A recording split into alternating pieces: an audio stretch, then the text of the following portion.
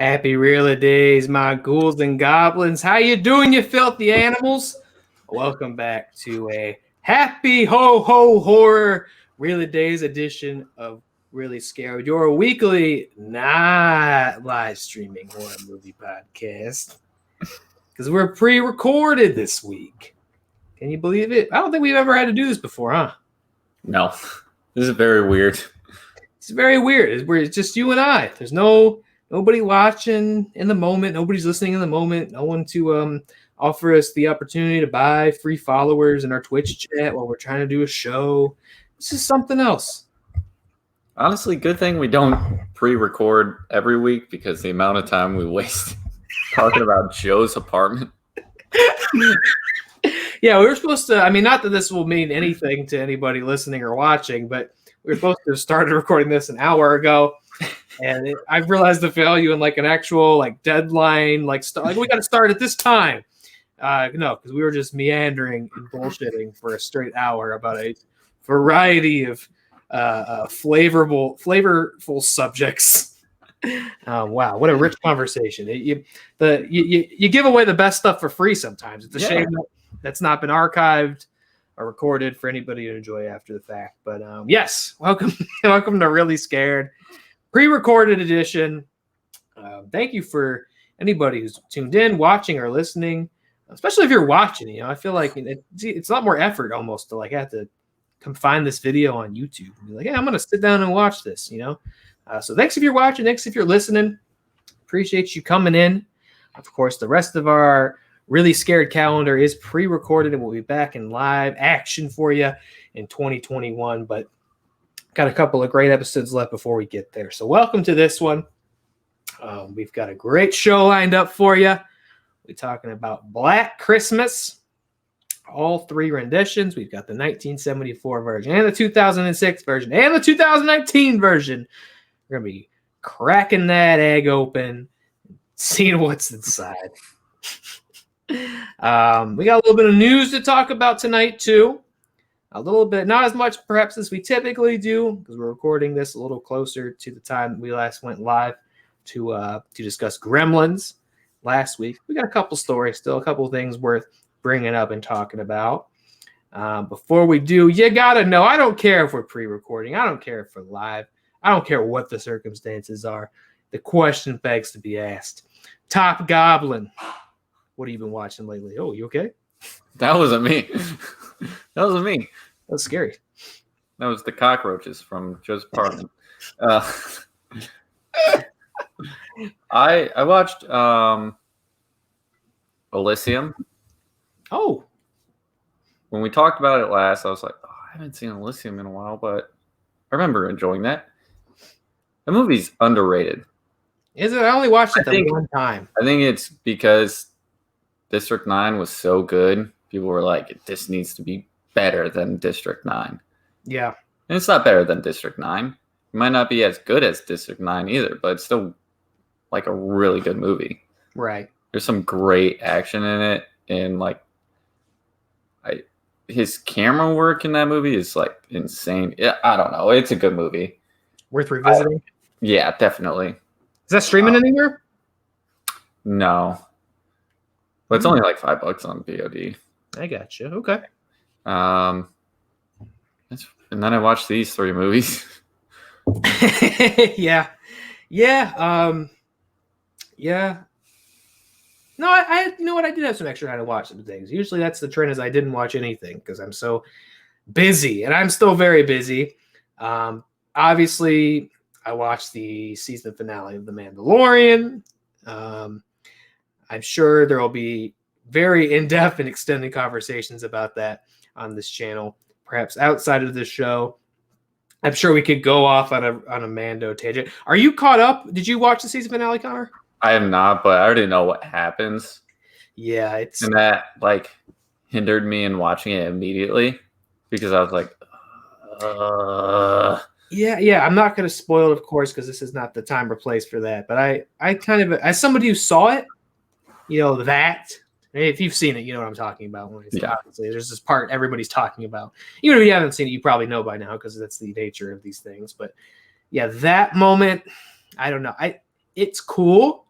Don't get me wrong, cool scene. But yeah, I'm kind of conflicted about it. I'm not sure if in the grand scheme of things, I really like that it happened, so to speak. That's my indirect way of talking about it. And I'm sure somehow, some way, somewhere on this channel, there'll be a very, very detailed, very impactful. Not on this show. No, yeah, I'm sure we'll have maybe we'll be involved in that conversation. I don't know. I'd be up to talk at length about Mandalorian. But we won't get we're privy to plenty of other sidetrack topics tonight. We don't need to follow that. No. No. It's already starting. And for audio listeners, if you're like, what the hell? Why are they? What's going on? If you're like confused about any part, we just have some weird images loaded into the StreamYard here. So if you get lost, it truly lends itself to be a visual medium, but it could be funny listening to it. Like, we just if you're like down laughter, it's like, the fuck is going on? If you're like very chaotic. If you're like, what am I missing? The honest answer is not much. Not much. Don't worry about it. We love our audio listeners. Thank you so much for tuning in. I mean, this is usually it's after the fact, but no, this is going to premiere video and audio at the same time. So hey, you're right up to date if you're checking this out on audio for this episode. So yeah, watch that. Watched a few Marvel movies. I watched Guardians of the Galaxy Part 2 or Volume 2, which I hadn't seen probably again since theaters. Probably saw it one time. Man, I like that movie a lot. A lot of people kind of. I think Rocket's like emotional arc in that movie is really strong. Yeah, the whole narrative thread of like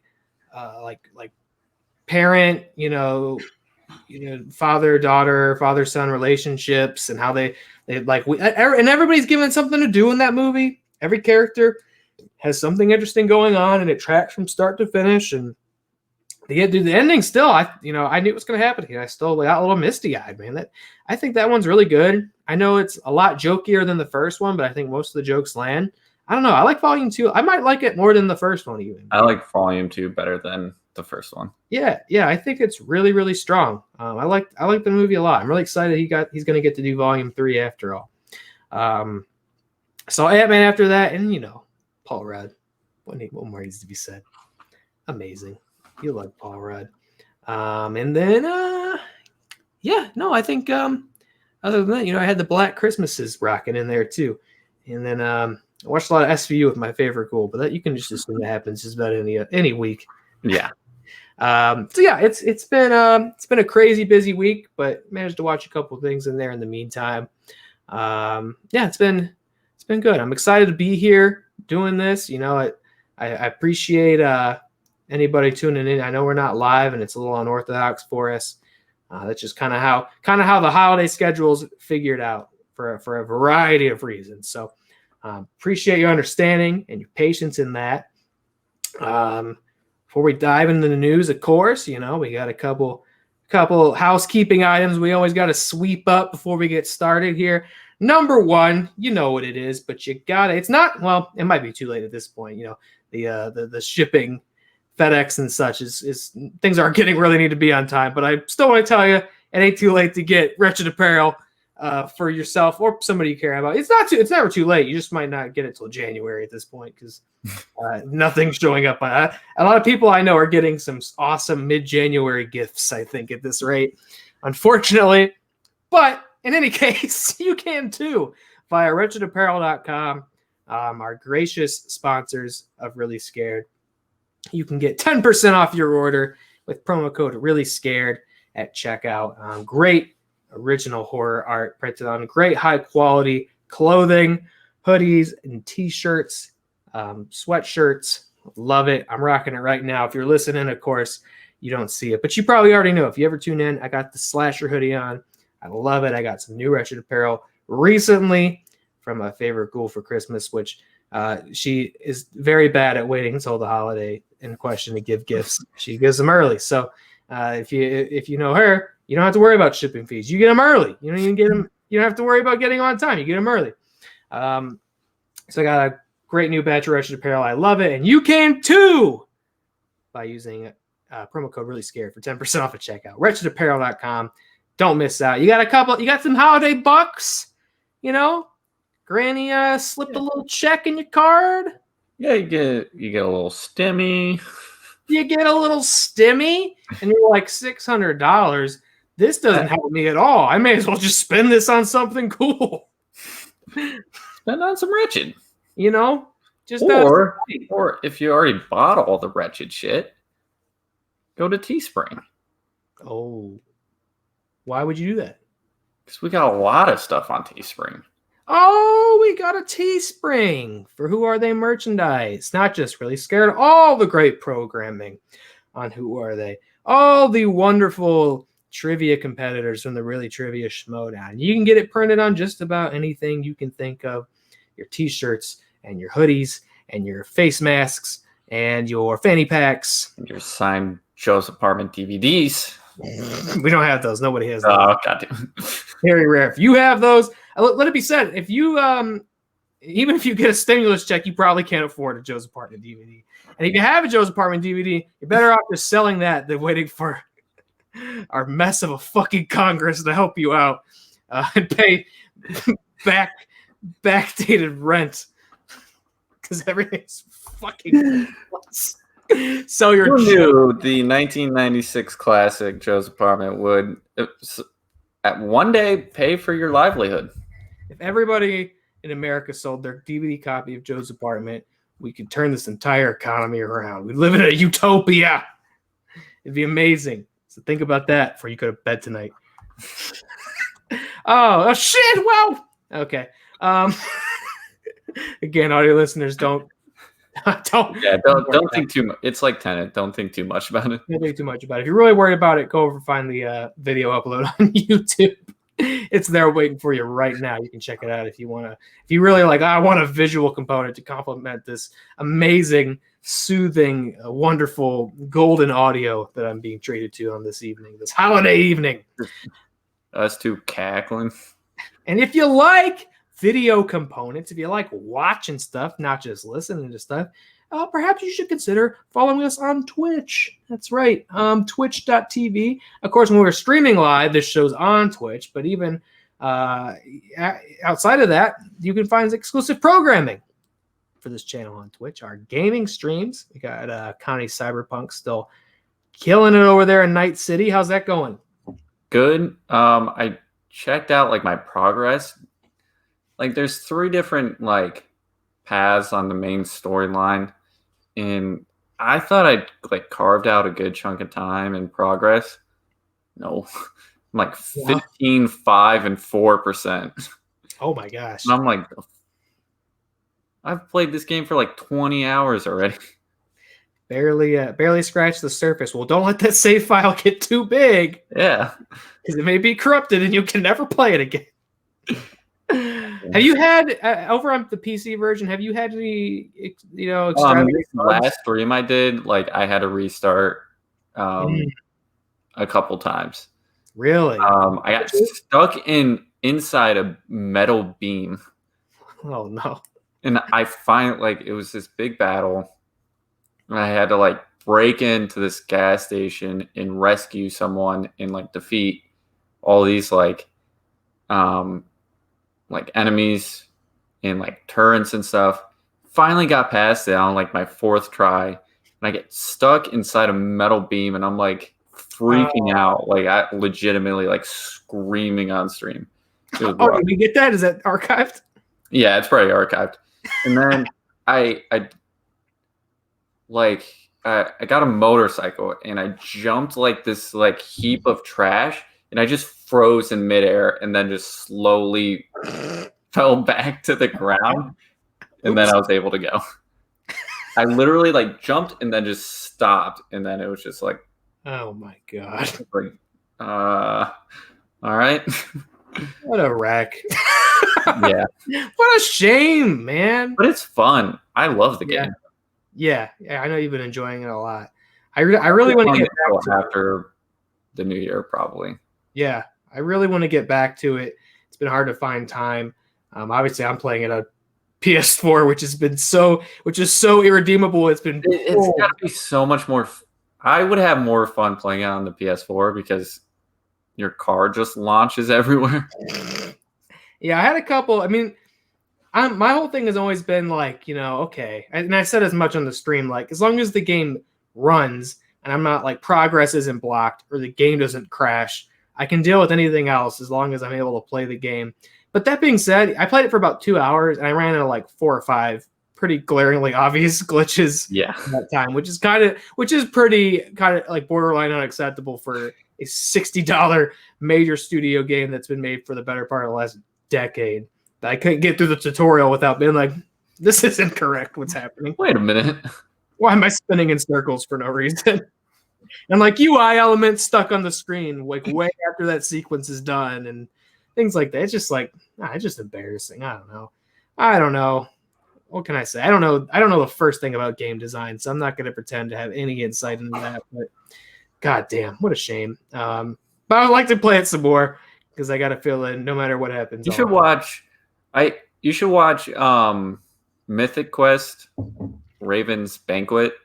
It's on Apple TV. It has Mac from It's Always Sunny in Philadelphia. But it's kind of like Silicon Valley meets The Office. Oh. It's hilarious, but it takes place in like this game company, and they're developing like the next big, like the hugest game. Yeah. And it's just like a shit show, but it's hilarious. But I feel like what was going behind the scenes at CD Projekt Red was exactly what was going on there. From what I understand, what was going on was just like people sleeping on their desk and being incredibly stressed out and just overworked. No, that's exactly like that. Oh, that's what the show is? Yeah. And then they put the game out when it wasn't even finished. So it's like, what'd you make them do all that crunch for if you're not going to let them finish the game first? And now look, it will always be historically known as what is happening right now is the game that got pulled from the PlayStation Store. The only like other game I can think of is like No Man's Sky. Oh yeah, that was a pretty colossal disaster. That's true. Yeah. And like even though it had like a lot of patches and became like a better game, like everybody just fucking gave up on that immediately. I hope that doesn't happen with this game because it's really fun. Yeah, I'd like to get back into it and give it a couple more tries because I'm excited by the promise of what it's supposed to be. Mm-hmm. I like cyberpunk stories a lot, so I'd like to try it again. So go over, check out our Twitch for streams of Cyberpunk and more games going forward. You and I have been streaming games. You especially. There's a game I really want to download. It's a horror game. And you're trying to escape LeBron James trying to get you to drink cranberry Sprite. Wait, really? Yeah. I can't believe you're in this house and he just like pops out of nowhere. It's a lot of jump scares and he's like, "Hey, I want a cranberry Sprite." I can't believe you had the restraint to have not streamed that already. Yeah, I'm trying to find it. I don't know what it's called, but I've seen streams of it. And I need to find it. This is the part where I'd say in the chat if you know. But if you know what game he's talking about, review the podcast on Apple Podcasts. Leave an honest star rating. I hope it's 5. 4 is okay too. 3. Let's know what game it is. Yeah, you leave a 5-star review and then you just put the name of the game in the review. I'll stream it for 24 hours straight. Be careful. We've made very bold promises like that before, and we've followed up on them on this show. So you be careful what you promise. Twitch.tv/WAT_REEL podcasts for all your Twitch content. We hit 50 followers. I would love to keep that number moving, making big moves over on Twitch. We would love for you to be a part of that. So thank you to those who have followed us, and thank you to those who follow us next. Lastly, before we get into our horror news, what do you think? What do you think about doing this right now? What do you think about talking about season 2 of Reely Scared? Let's do it. Let's talk about season 2. Let's talk about it. It's going to be big. We're already booked up until March. Yes. I don't know if you've seen on our Twitter, but we've been kind of teasing that we are working on a kind of a different format and a different vibe for Reely Scared going into 2021. This has been very much a work in progress. We got to do a lot of cool things with this show. I think we've learned a lot of lessons along the way about what kind of show we would like to have. And so we're going to come at it from a different angle starting in January of next year. Usually we do like we're going to do tonight, kind of. A little bit. Tonight's kind of like a little in between. we do a couple news items, and we usually, then discuss one film of choice, usually a new release film, something that's, this year especially been a lot of stuff going right to streaming, but ideally, it'd be theatrically released films too, but usually only something new. We're thinking about, especially this month, we've had a really great time talking about films that aren't as new, that have kind of more of a legacy and more of a following, and that, just kind of more rich material to pull from, just more to discuss because it's not so new. And, it's newer. I love, we talked about a lot of great films on this show, but, they're new and they're films a lot of people haven't had a chance to see yet, or they're just films that really haven't like settled into the zeitgeist, so to speak. And that's not to say we won't talk about new movies. Obviously, like the big ones like Conjuring 3 and Candyman, and James Wan's new movie, Malignant. We'll talk about those ones, like the big ones that need to be talked about and reviewed. But otherwise, we're going to be talking about pretty much older horror movies.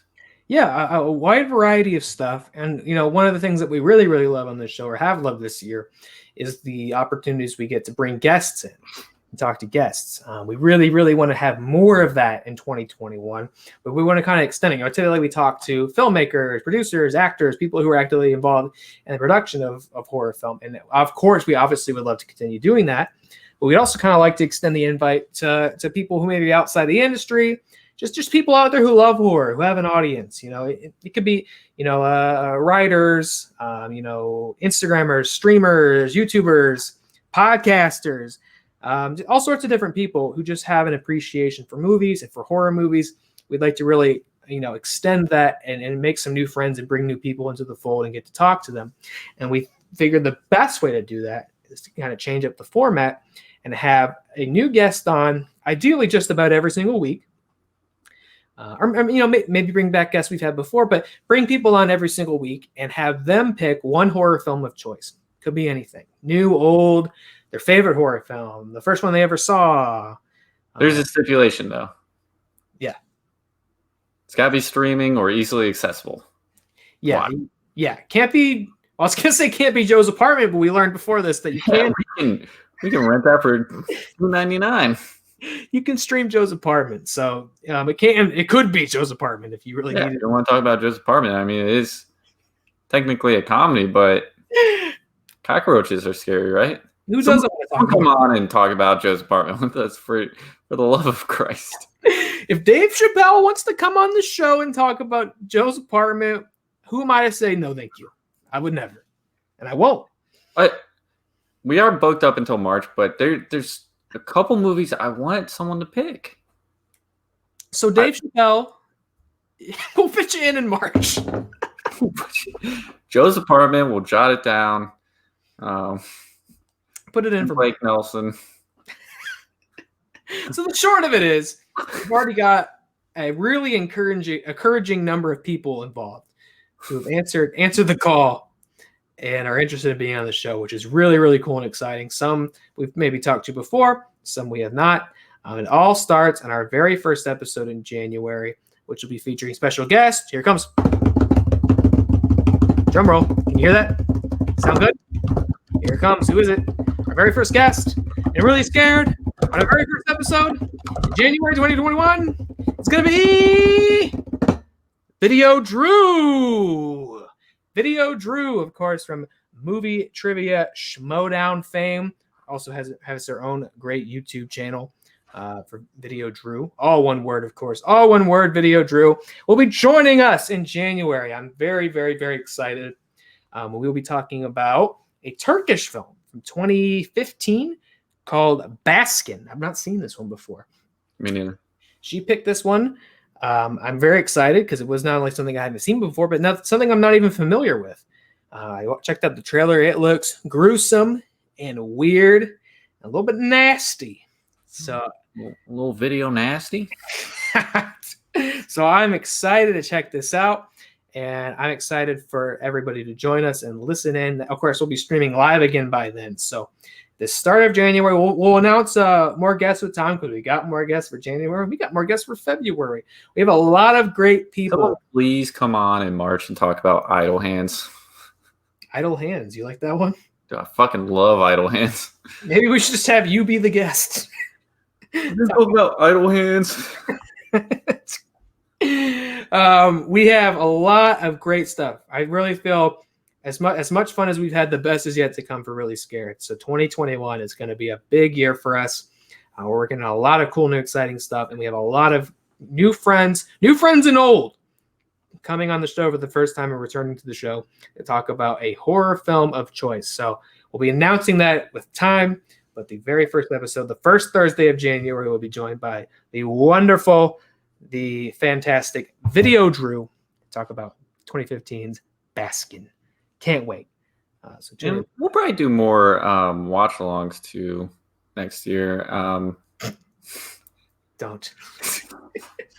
Maybe Joe's apartment. Try to speak that into existence. Yeah, we'll float that idea right now. 2021 and Joe's apartment watch along. That's another one. If you're listening and you want to see a Joe's apartment watch along, obviously there's not a live chat to sign off in. But sign off on Twitter. On Twitter. Yeah, I was going to say Apple Podcasts, but I guess this is technically now just a YouTube video. And ordinarily you would say, let me know in the comments what you think, right? So you could say, let me know in the comments if you want to see a Joe's apartment watch along. Let me know. You could say let me know in the comments if you know the name of that LeBron James horror game. Let me know where I can download that. It's a YouTube video. And then what else they say when it's a YouTube video? Like, comment, subscribe, ring that goddamn bell. Real quick before we get started, guys, welcome to my channel. What's up, guys? Welcome to my channel. Before we get started, I want to see y'all ring that bell. Garbage day. Oh shit! Why don't you say we talk about some horror movie news? Okay. Yeah, all right, fine. All right. A little bit of news. We're getting to the Black Christmas of it all. Huge story here. Had to talk about this. If nothing else, we had to talk about this. We knew there have been whispers and rumors of an Exorcist reboot. We now know not only, yes, of course, we are getting that Exorcist reboot. Oh, God. But it's going to be directed by none other than Halloween 2018's own David Gordon Green, or at least he's in talks. And, you know, it's all negotiations and talks and so and the dealings and things like that, whatever. But we already got the advanced clickbait articles about it. He's apparently in talks to direct The Exorcist, which I guess also means it's going to be a Blumhouse project, which I don't think we knew prior. Yeah, because isn't it a Warner Brothers? Yeah, I think so. The studio, I forget what they're called now. It's a small studio distribution house, but it wasn't somebody I knew offhand. I certainly would have noticed before if it was Blumhouse before all this, but that's now the word on the street is that he's directing it and it's coming out via Blumhouse, which is an interesting development. Apparently Blumhouse is weird. They're just like, whatever, we can make if it's a horror thing, yeah, we can figure it out. We'll get the rights to it. Who cares? Jason Blum just like the greatest diplomat on the planet, apparently. Yeah. He's very enthusiastic. I mean, he could probably talk me into doing a lot of stuff. So, you know, it is what it is. He's good at his job. Gets a lot of movies made. It's being referred to as a sequel, which is interesting. You know, you think of these things as a reboot more frequently. It's like, oh, they're going to do The Exorcist again. But I guess in some fashion or another, this is a sequel. Of course, I got to wonder, are they just going to call this joint The Exorcist?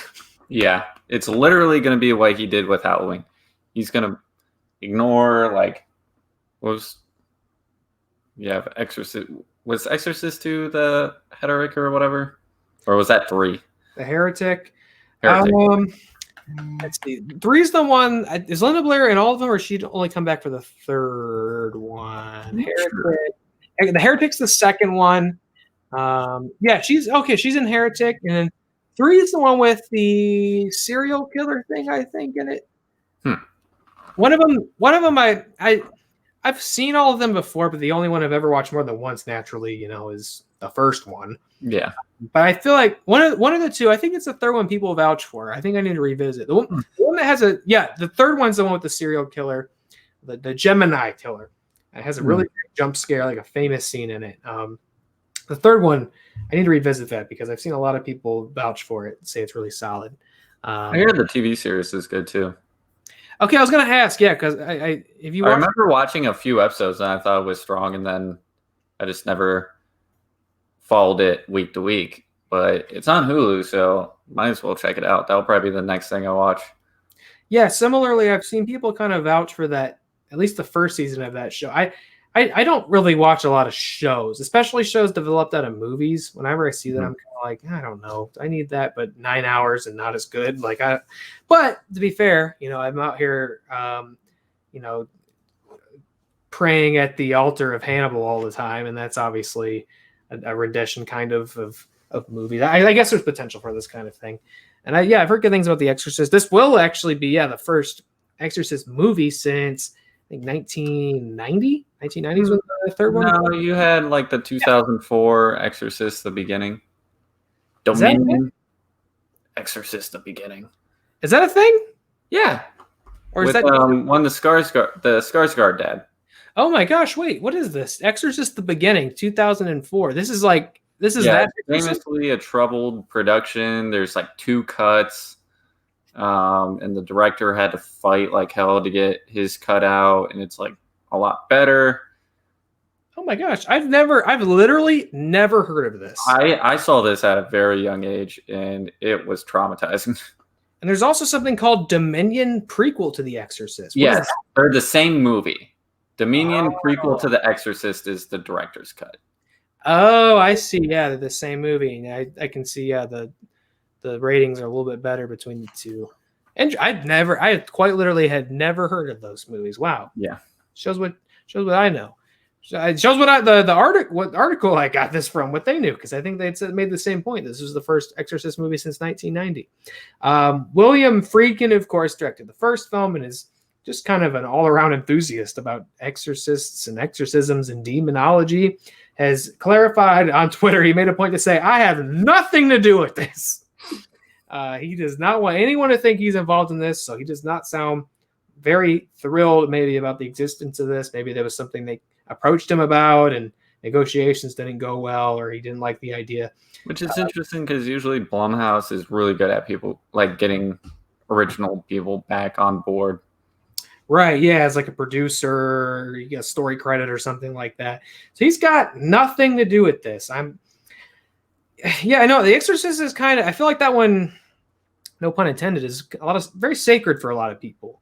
Like it's quite commonly credited as like the scariest movie of all time.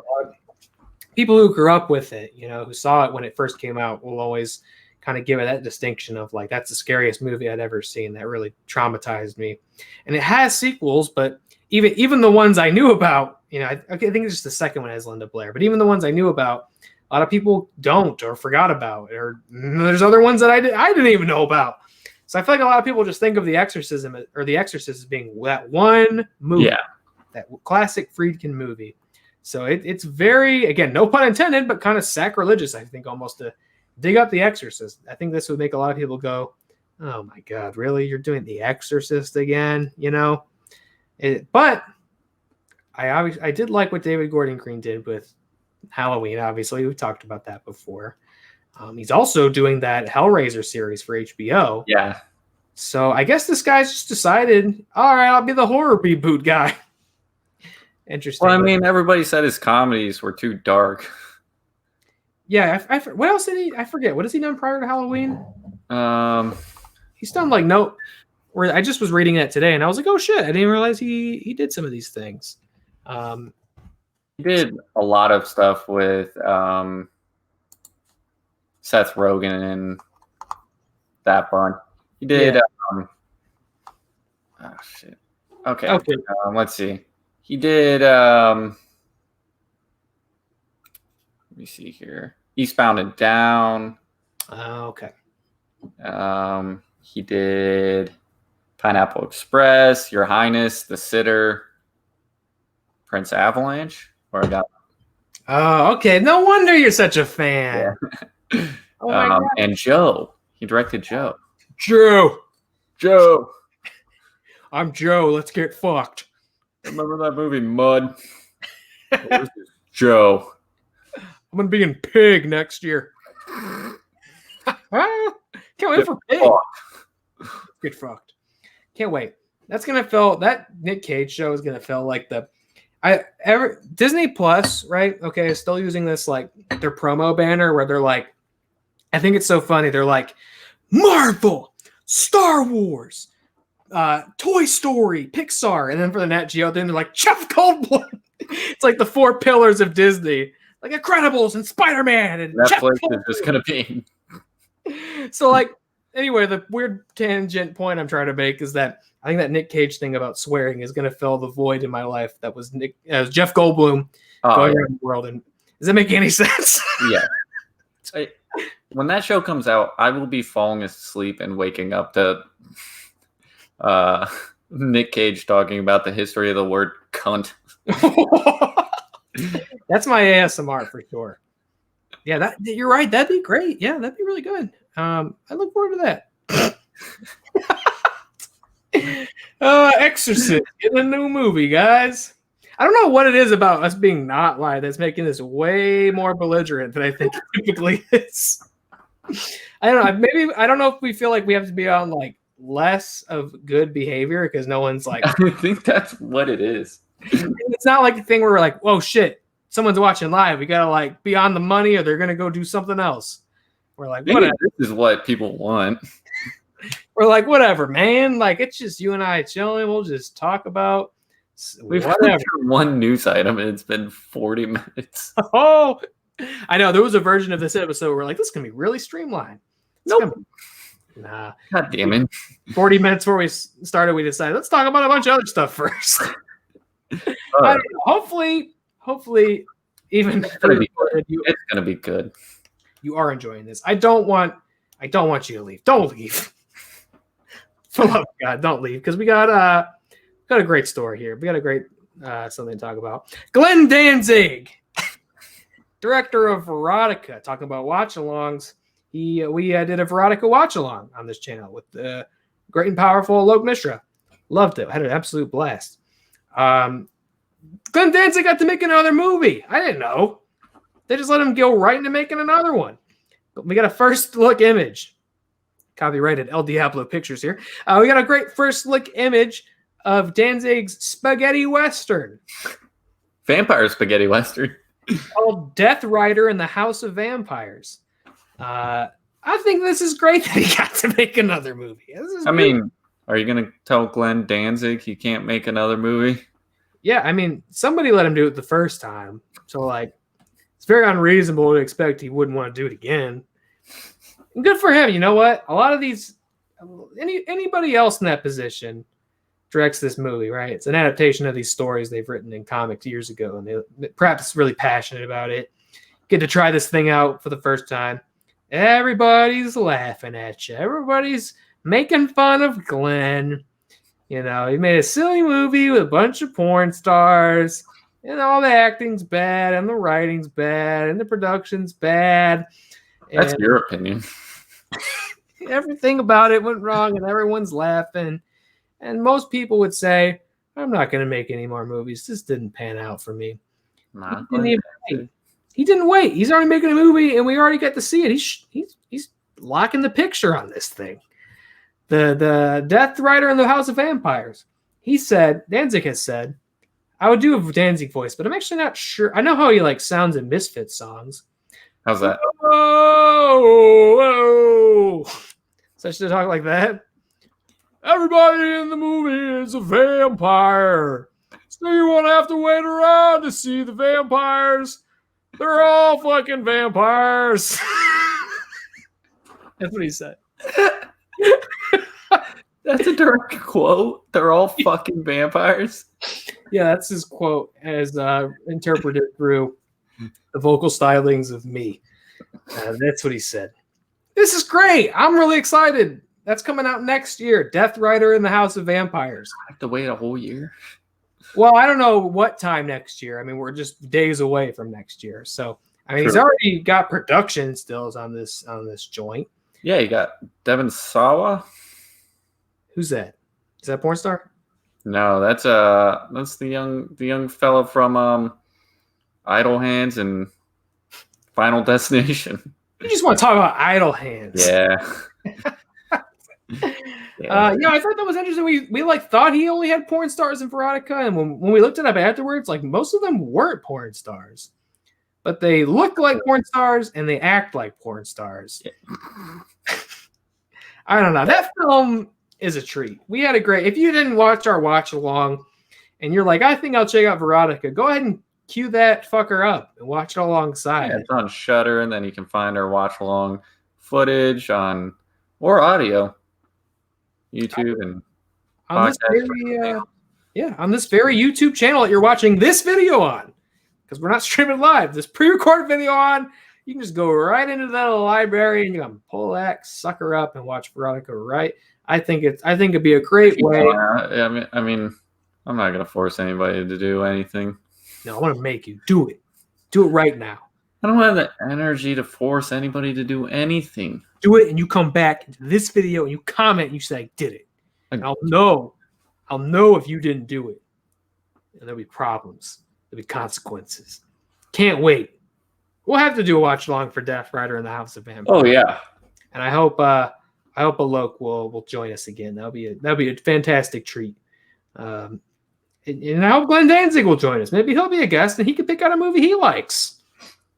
I know we weren't incredibly kind to his film, but I love his music and I can't wait to watch that. I had a great time watching his movie. Whatever that's worth. There's a lot of movies I don't have a great time watching. So at least you can take that feather and put it right in your cap, Glenn Danzig. Think about that. Hey, what's something you want more of, Connor, in your movies lately? Do you want more? Definitely not pandemic thrillers. Well, too bad, because we got two more of Garbage Day! We both went for it. We both were on the trigger and we canceled each other out.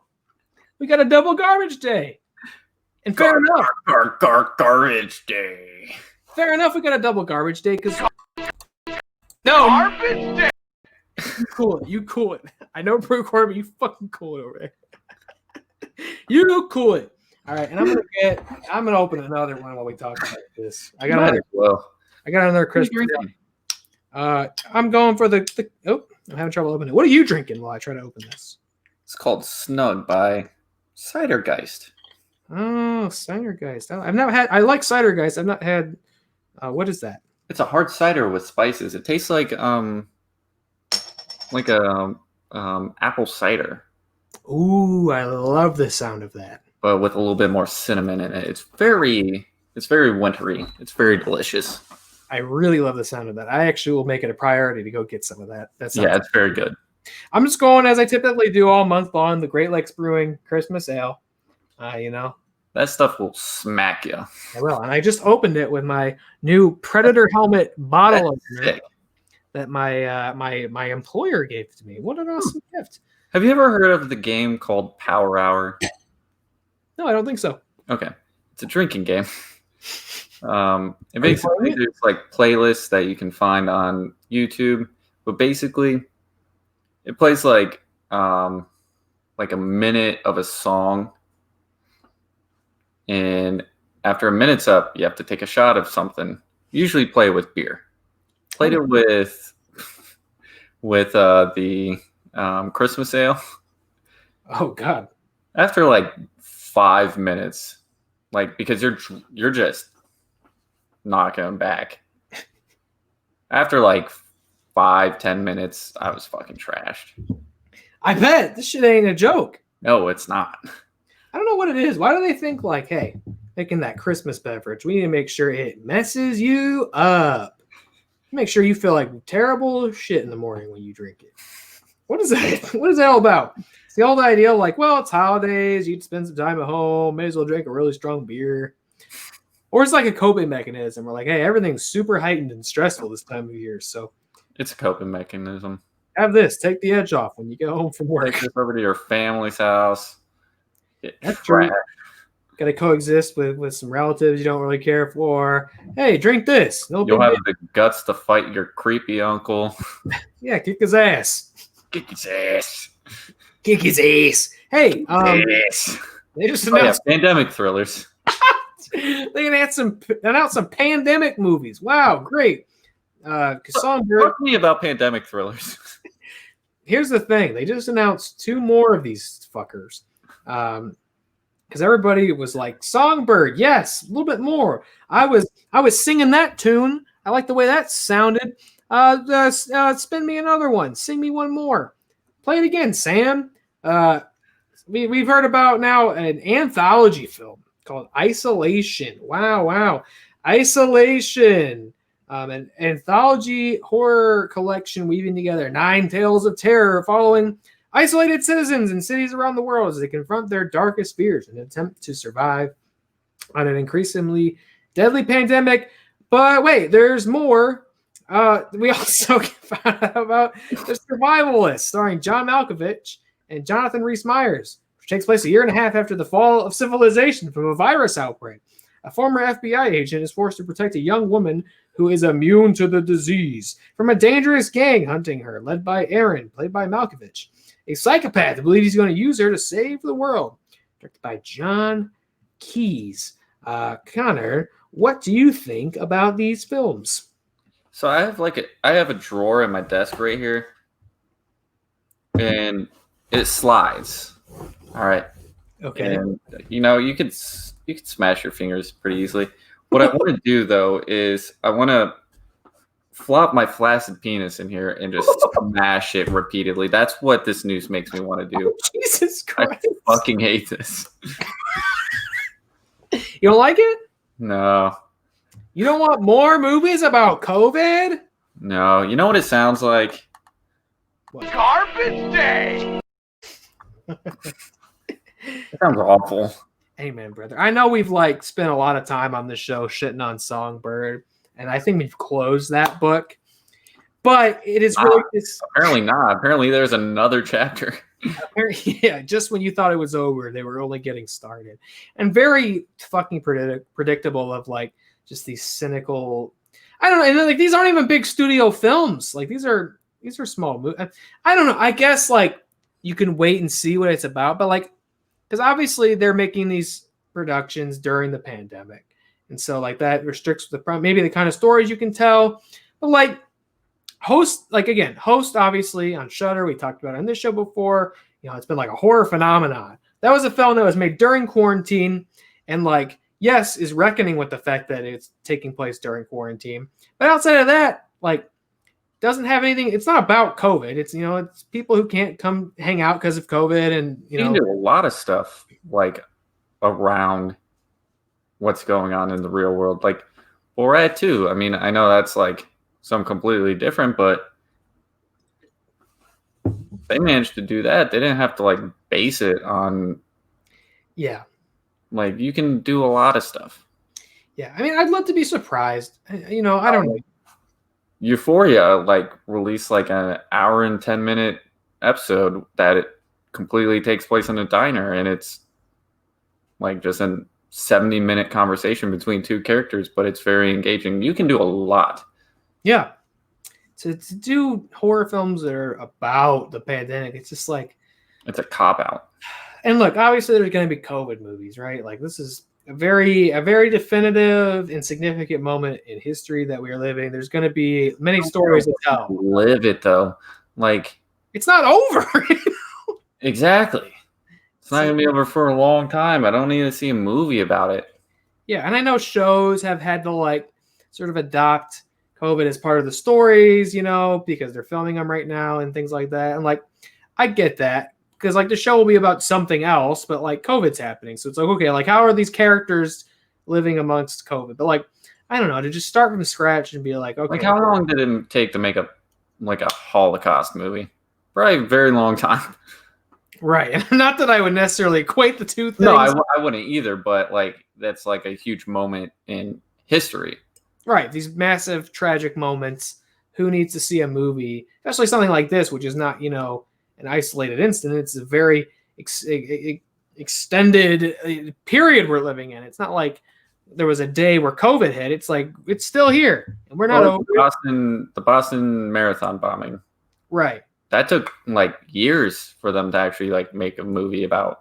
Yeah, there always is going to be a movie about these types of things at the end of the day, and some great movies have come out of it. 5 years to make a movie about it. And do something that's not like it's gonna be the end of the world. Like make a movie like Patriots Day or something where you look at what happened behind the scenes. Right. And I don't know. I mean, these, as far as I can tell from what they said about them, it's not like Songbird where it's not literally about COVID, where they say COVID in the movie, but it could be. I don't know. It's just like even unrelated to COVID, like just pandemic stories are not what I'm interested in. I guess I could see how that could be an easier thing to produce right now because, like, hey, your actors can wear masks and like socially distance in the movie and stuff because it's during the pandemic. So I guess it makes maybe like production easier, but it just feels so ill-advised. I can't believe we had to say this. I really thought we were done talking about this because I thought we all knew what a dumb idea Songbird was, just like tasteless and so like exploitative. And not in a way that's interesting or entertaining or creative or has anything compelling to say. I don't know a lot about these. One's an anthology. A lot of different ideas in there and voices. Maybe something will come of it. Maybe different people playing with the idea will come up with something interesting. I don't know, but I just saw these and you just can't help but groan, man. Groan. It's just like we're doing more pandemic movies. It's like the vaccine is just getting rolled out and we gotta watch like. I don't know. I can't believe I guess I can't believe that's the sad thing is I can't believe like that when it was like, oh, Michael Bay made one. I was like, yeah, of course he did. Right. Of course he did. He made fucking jackass did. He made fucking Pearl Harbor. Right. And it was like totally, like dissonant nonsense adaptation of an American tragedy and turned into like a weird romantic drama. Oh, it's fantastic. That's yes, I think it's inducted in the Library of Congress as a significant film. So, like, of course, he would take a stab at something like this. I don't know. Maybe you have something to say, Waffles. Is Waffles sounding off? Yeah, he said, I fucking hate that shit. Yeah, I don't know. These are more indie productions. I don't know. Maybe there's something to be said here. I would love to be proven wrong. Oh, hey, wow, you found a good take on this. But and the reason we included this tonight isn't just, hey, let's shit on some movies. Because that's never what I want this show to be. Let's bring up a movie so we can shit on it. Except I guess we kind of been. Yeah, we're cinema sins now. Yeah, I don't want that. Like, I hate that where it's like, oh, every discussion has to be shitting on a movie. I don't ever want that to be this show. But I think the greater story here isn't specifically, oh, isolation, fuck that movie. Oh, the survivals, fuck that movie. Like, there could be something. I think the greater story here, though, is, wow, get ready to see more of these kinds of movies. That's apparently what everybody, and we knew it, right? We said this months ago. I remember, like, oh man, get ready. Everybody's racing to get their pandemic script turned in, right? Everybody has their quarantine script ready to go. And here it is. We're finally seeing the fallout of that. All these things got produced. Everybody wanted to be first to the punch on their pandemic movie, cash in, and they all got beat by host. And these all sound terrible. So get ready. We've got more. We'll be dealing with this for probably years, especially through the next year, through the new year. But if one's a surprise, if one's quality, I'll be happy to say I'm wrong. And great work. I just can't imagine I'm going to want to watch it otherwise, though. So get used to that. More pandemic movies coming at you. That's that does it for our news, right? Yeah. That's it for the news, which means it's time to continue our holiday horror Happy Reelydays discussion series tonight about Black Christmas. Got 3 films to talk about in tandem, comparing and contrasting a story that's been told through the decades, 1974, 2006, and most recently in 2019. 3 very different takes. And it's the same story. Let me ask you up front. What is your experience with Black Christmas? Had you seen it? Had you seen these movies, at least the first 2, a long time ago? Or I saw the 2006 one probably around the time it came out. Was that the first one? Went pretty quickly to DVD and saw it, loved it, like literally watched it all the time. Really? Yeah. Still enjoyed it. Had you seen that before the 1974 version? Yes. Okay. That makes sense. Yeah. 1974 one I didn't watch until recently, probably a few years ago. Mm-hmm. So, yeah. And obviously the 2019 version you couldn't have watched that long ago. I watched that probably back in like 1996. Yeah, right after Joe's apartment. Yep. No. Get him out of there. Get him out of there. Yuck. God, yeah, Black Christmas. Don't I'm out of it, man. You can't get me off topic on this, or I'll forget what movie we're talking about. All right, we're talking about Black Christmas. We're talking about Joe's apartment. We are talking about Joe's apartment a lot tonight. A movie I forgot existed until you reminded me a little bit before we started recording, and now that's all I can think about. All I can think about is the Jerry O'Connell Cockroach Classic. How's that for your alliteration? Oh boy, Let's talk about the 1974 classic. I saw it because I'm kind of the same thing. I think I saw the 2006 version. Probably not right as it came out, but maybe a few years afterwards. And I definitely did see it. Same thing before the 70s version. Definitely two different movies. 1974 version. It's held up. Black Christmas is quite a quintessential piece of horror film history. It's very revered. It's very distinct and beloved. Really, there's always, I guess, kind of a discrepancy on like what counts as the first slasher movie. I know some people credit Psycho as being that, and with good reason. I personally have always kind of thought of John Carpenter's Halloween. But this kind of is credited as the influence for Halloween. Yeah, this predates it by an entire 4 years. They're both kind of titled as like proto slashers. Even Halloween, like where it's like, the subgenre didn't really exist yet. Nobody really knew what that looked like. There were like no tropes or sort of structure to what a slasher was, but these were kind of laying down the groundwork. And then in the 80s, it became very defined. It was kind of pulling from these films. The original I know is a direct influence on Halloween, because not only obviously I'm sure John Carpenter had seen the movie and made something kind of similar in style and story, but I guess like when he because Bob Clark directed Black Christmas, and in conversation with John Carpenter, I know Bob Clark had like said, like he made a point of saying like it's not derivative of Black Christmas Halloween, it's not derivative of it, it's not a ripoff, but we in a conversation John Carpenter had asked him, hey, what if you did like a Black Christmas 2, what do you think that movie would be about?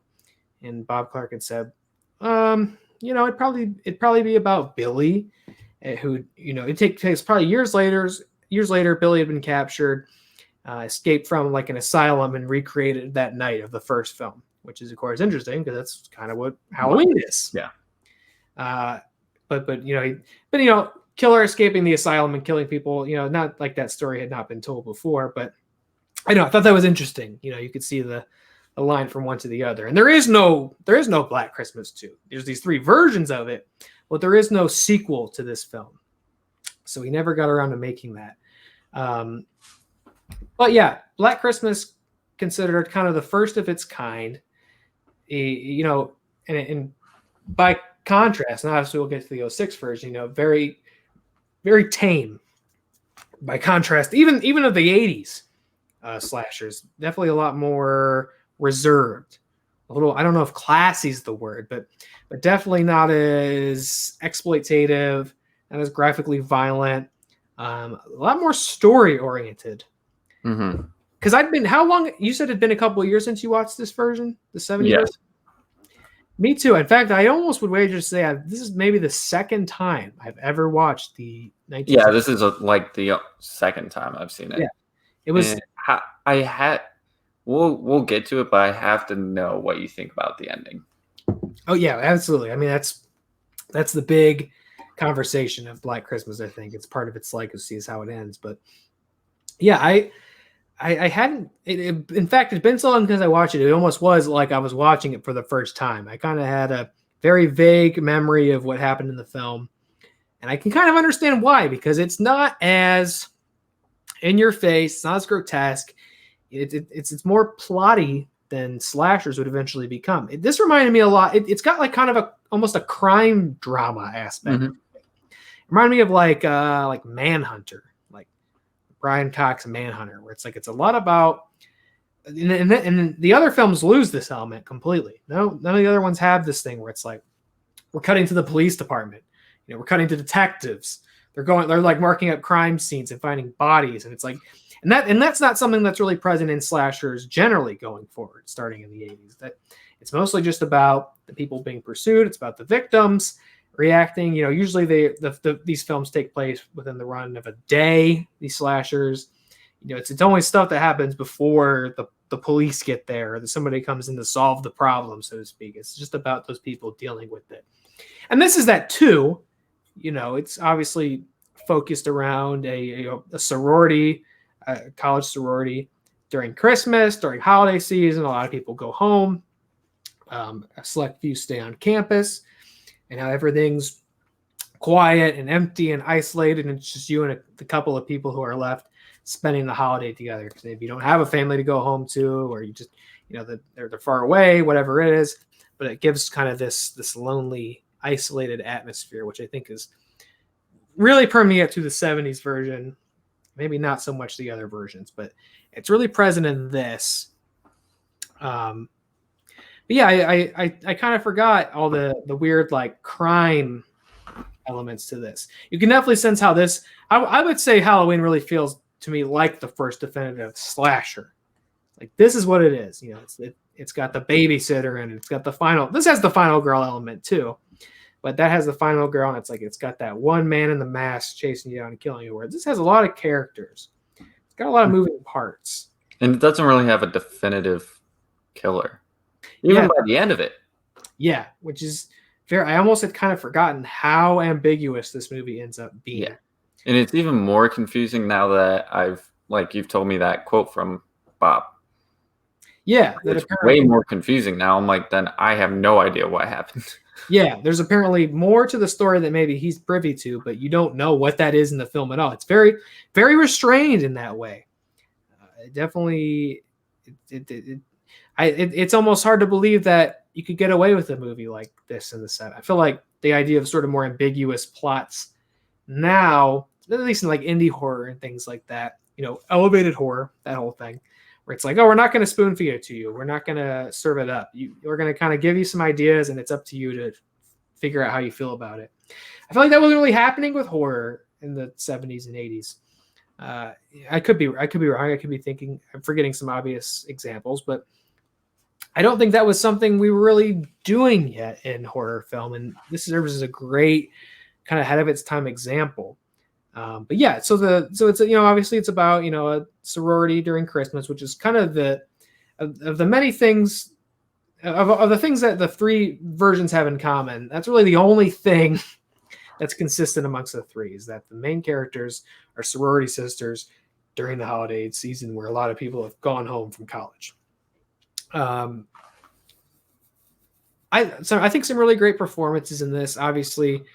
Olivia Hussey's like the main character. The final girl by the end of it is Jess. I think she's great in it. A lot of people really credit Margot Kidder. I like the police chief, head detective, who's also the dad of from Nightmare on Elm Street. Oh, that's right. Yeah. He plays the dad, another police chief. So he must have liked doing that. And her boyfriend is what's his name? Dave, right? From Space Odyssey. Oh. I can't let you do that, Dave. That's not a good Hal impression. Can't let you do that, Dave. Kira Dulia? I can't let you do that, Dave. Oh, wow. That's it. You nailed it. You've been keeping that in the back pocket all these years. I can't let you do that, Dave. Right? Yeah, no, that's the one. Yeah, you nailed it. Yeah, who's kind of he's her boyfriend and serves as kind of your false lead, because there's that element. Is he a jackass? He's definitely a total dillweed, and it is that thing of like you know when you see it now. It's like a very Scooby-Doo thing, right? Where it's like, well, the film is very deliberately propping up this person as like, of course this would be who did it. So because of that, of course it's not who did it. And so you spend the whole film trying to figure out, okay, who is it? Who can it make sense? And it's like, there's not, but who is it? Is it like somehow her dad who shows up in the film? It's a guy, right? Because you get those phone calls. You're like, is it somehow one of the cops? Because outside of those characters, not really any other male characters, because it's about sorority sisters. So you're like sitting there trying to figure it out. He's obviously propped up as the asshole and the guy who has motivation and the guy who's in the house. He's like trying to force the idea of marriage upon Jess, and even going as far as she's going to get an abortion. They've accidentally conceived. She's pregnant and she wants to get an abortion. He's very much against it and wants to have say in her decision and dictate how she what she does with her own body. It's forcing marriage. She doesn't want to get married because she has all these things she wants to do and doesn't think she can still do them within the confines of their marriage, and being forever attached to this total dumbass, this dumb 70s douche with his crazy hair. what hair he has. It looks like this. Audio listeners don't get that, and don't worry about it. It ain't even worth checking out. Don't worry about it. If you've seen the original Stand, when Rick Flag turns into a demon, we've kind of what he looks like. We've got some very choice images for no real reason loaded into the stream here tonight. Like I said, it's a very, very delirious lead up to finally hitting record on this. But yeah, he is a jackass. Yeah, he's a dumbass, and it's another one of those things where you have like a 50-year-old man playing a college student, which is very noticeable that he's not 18 or 20 years old. He's certainly not. I think he was actually in like his late 30s when they filmed this, and it's quite evident. Same thing we were saying with Silent Night, Deadly Night with what's his name? Who's the character in that? What was his name? Was it Billy? Was it Billy?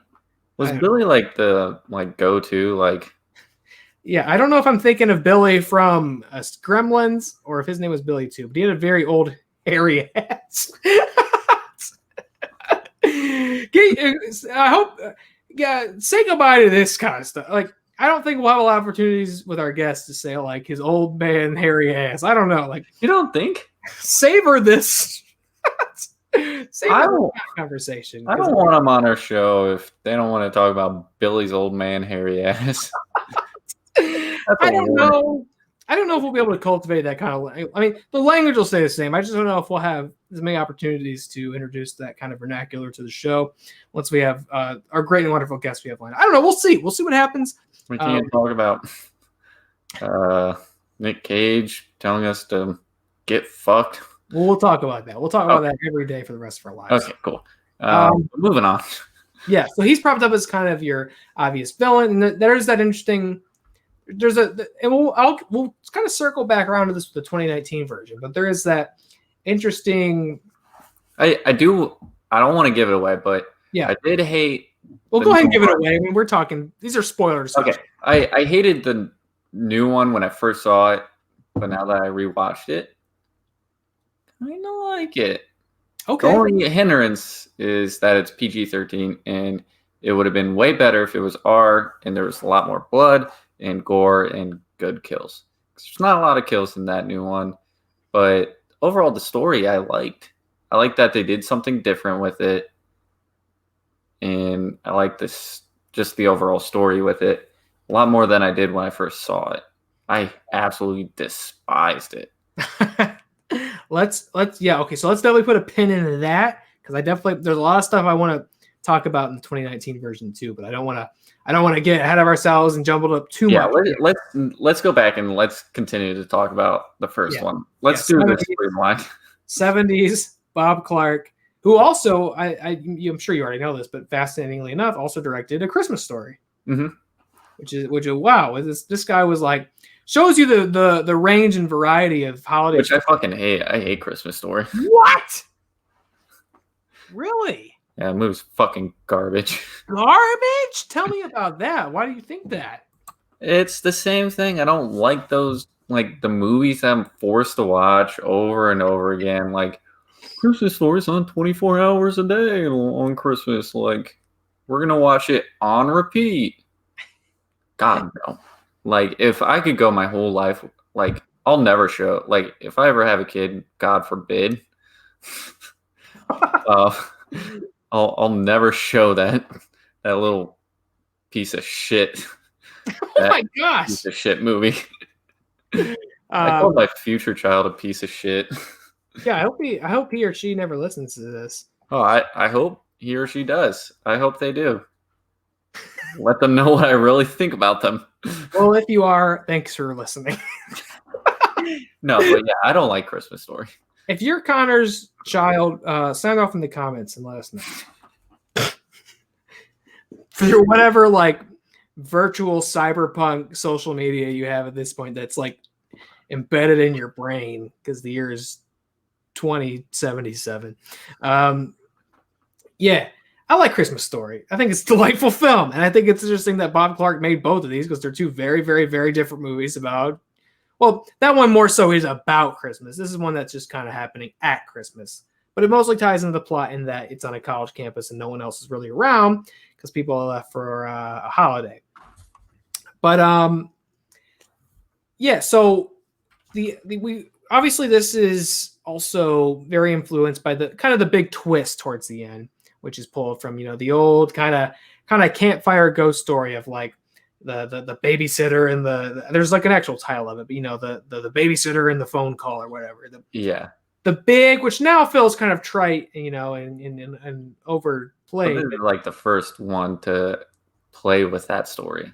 The call is coming from within the house. Yeah, that was like the big like reveal in this movie. Is the call's inside the house, and it is a great oh shit moment. There's also when a stranger calls. I'm not sure when the original one came out. That was also remade. Wasn't that like I want to say like 79 or 80? I'm not sure yet. Let me see. When a Stranger Calls, 1979. So yeah, I knew it. You're right. 79 or 80. You fucking nailed it. This is the first one. I'm so good at this shit, dude. Release dates is my shit. This is the first one that kind of gets to that big plot twist, and it's great. Now again, if you watch this for the first time now, you can see it coming from a million miles away. You feel it coming. That's where that scene's going. But did you know this movie had 2 different titles before it settled on Black Christmas? I know it's got something similar to one of the films we already discussed. Yeah, it was like Silent Night, Evil Night, right? Evil Night, yeah. And then there was one that was more simple. It was yeah, I think for like a UK release or something like that. Yeah, it was like it might have been The Call or something like that. Oh no! I remember what it's called. It's called Stop Me, I think. Oh yeah, Stop Me. Yep. That was Bob Clark's original title for the script. Yeah. He wanted to just be called Stop Me. And then they switched to Black Christmas because I think this was not released on Christmas. The 2006 version was, and we'll get to it. And that caused a huge uproar. Yeah, which we'll get to. Yeah, and we'll get to that in a moment. This I think was released a little bit before Christmas, but yeah, they titled it Black Christmas, and the studio said we don't want to call it that because people are going to think it's a blaxploitation film, which is interesting. And then they put it out, and after a little bit of time, I think they finally went ahead and just went with Black Christmas. Yeah, it's released under a couple different titles. I know Bob Clark, he thought it was an amusing the juxtaposition and the idea of taking Christmas and something terrible happening during Christmas, because it's considered such a joyous season of giving and good nature. The idea of something terrible happening on Christmas was interesting to him. But yeah, we have that great twist. And it's all coming up. Yeah, again, we said, the question of the film is, who is the killer? Because they keep getting these. By the way, the phone calls. Let's talk about these phone calls because they are still fucking unnerving. Yeah. The audio of these phone calls. Oh my god. Really genuinely creepy. Because you can't figure out. There's the person on the other end is doing all these different voices. You can't figure out if one person's there. Sometimes it sounds like he has a victim there. Then also it sounds like he's doing both voices at the same time. All this. I was shocked at some of the shit he said. Yes. The pig cunt. Yeah. I was I guess some releases and versions of the film cut that. I think I was looking at my phone, texting you, and then that part came up, and I was like, "Huh?" Beg your pardon. Yes, I guess some releases of the film that was cut out. I can see why. There, and even profanity aside, just very disturbing calls, really disturbing audio, which I guess on set during production, a lot of it was just Bob Clark yelling that shit out off camera, like, "I want to fucking kill you," and it is the actors, to their credit, like having to react to that. And you can't. Who would know? I mean, their reactions are great. Seeing how unnerved they are, how disturbed they are. I want to see what your insides look like. Yeah, that's what I understand. And then the actor who was doing the voice, I'd read also when recording those sequences, insisted on doing a handstand and recording them while standing upside down because of the pressure that it put on his diaphragm and how weird and unnatural it made his voice sound. So they came up with all these weird tricks for the audio to make it sound as weird and creepy as it sounds. Very like animalistic. A lot of screeching. It really is. Sometimes an old horror. It reminds me of that scene in Zodiac when they're at the TV station and he calls in and he's just like. Yeah, and I'm glad you brought that up because I feel like Billy, who I don't even know, is Billy even actually ever named in this? Yes, Billy and Agnes are both mentioned. Okay, he mentions Agnes on the phone at least, right? Yes. Does he say his name on the phone? How do we get Billy from this? Well, there are Billies in all these fucking movies we talk about. When he's talking about when he's talking as the mother, he says, "Why'd you do it, Billy?" Okay. Billy and Agnes are mentioned a lot on the phone calls. With the killer in the original Black Christmas, I think, I guess it does lend this to kind of the proto slasher because so many slasher movies and series after this become so defined by the antagonist. It's not really, the protagonist and the survivors typically changes film to film, and it's all about that iconic killer. You're Michael, you're Jason, etc. Who's like, that's the face of the film. You don't ever see what Billy looks like. You don't get an iconic look. At the end of it, you're supposed to think it was her boyfriend. Yes. Yeah, you don't know the whole film who it is. You don't get any cool reveal shots of him.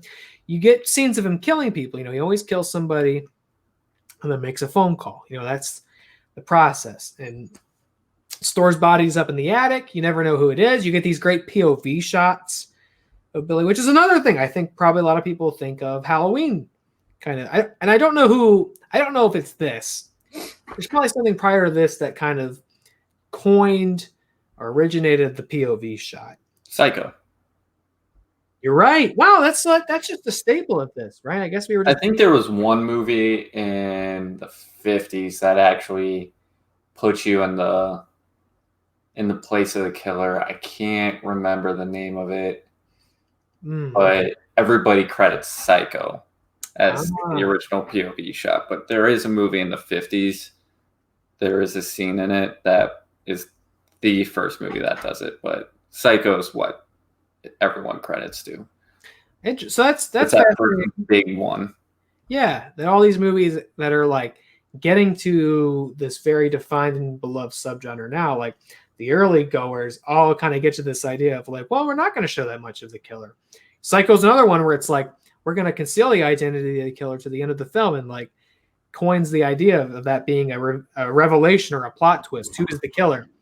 And Black Christmas is keeping it too. Halloween, not as much. You know who the killer is from the start, but you never get a good look at him, and you see a lot from his perspective, and it builds a lot of suspense. And that's present here. You get no context for Billy. You don't know what his deal is in this film. All you know at the start by a POV shot is that somebody has snuck into the sorority house. They're secretly living there without anybody's knowledge. They're hiding. It was 1960s Peeping Tom. Is the very first movie to put you in the POV of the killer, which is also Hitchcock, right? Am I correct in that? Is it? Maybe I'm not wrong. I mean, I'm not right. Rather, no, it's directed by Michael Powell. Oh, okay. because I know he was very fascinated by like voyeurism, which would make sense. And then Psycho was the same year, but came out after Peeping Tom. Peeping Tom got there first, and rightfully so with the title like that. You can see right through the old Peepers. You know what I'm saying? I had to bring that out because it was going to bother me if I didn't remember the name of it. But an idea on a filmmaking convention that's present right at the genesis of slashers and is present in all the kind of the proto renditions of these movies. But yeah, you don't get any backstory on Billy. All you know is somebody snuck into their sorority house, secretly is living in the attic. It's making these phone calls. They're killing people. No one knows that they're there. And that's very suspenseful because you kind of get right from the start that this person's living in that house and they're just living amongst them. You don't necessarily get the phone calls are coming from the house. I guess maybe the suspense is like you do think it's one of these characters who's coming and going. And there is scenes in the film where, these characters are safe because the killer's gone. But, the revelation is the killer's been there the whole time. The call's coming from the house. And you don't get any backstory on Billy or what's going on. Characters are eliminated one by one till the end of the film. And it's Jess and her boyfriend Peter. There's that scene, yes, the calls are coming from the house and she realizes how fucking dire everything is, which is great.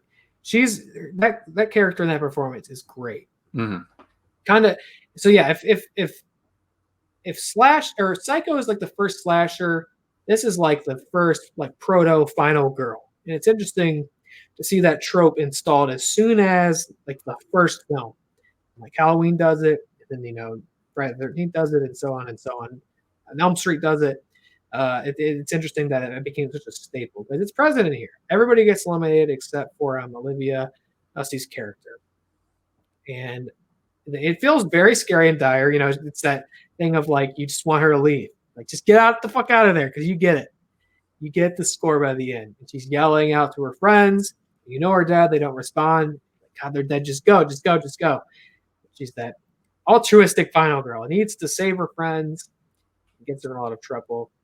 But never comes face to face with Bill.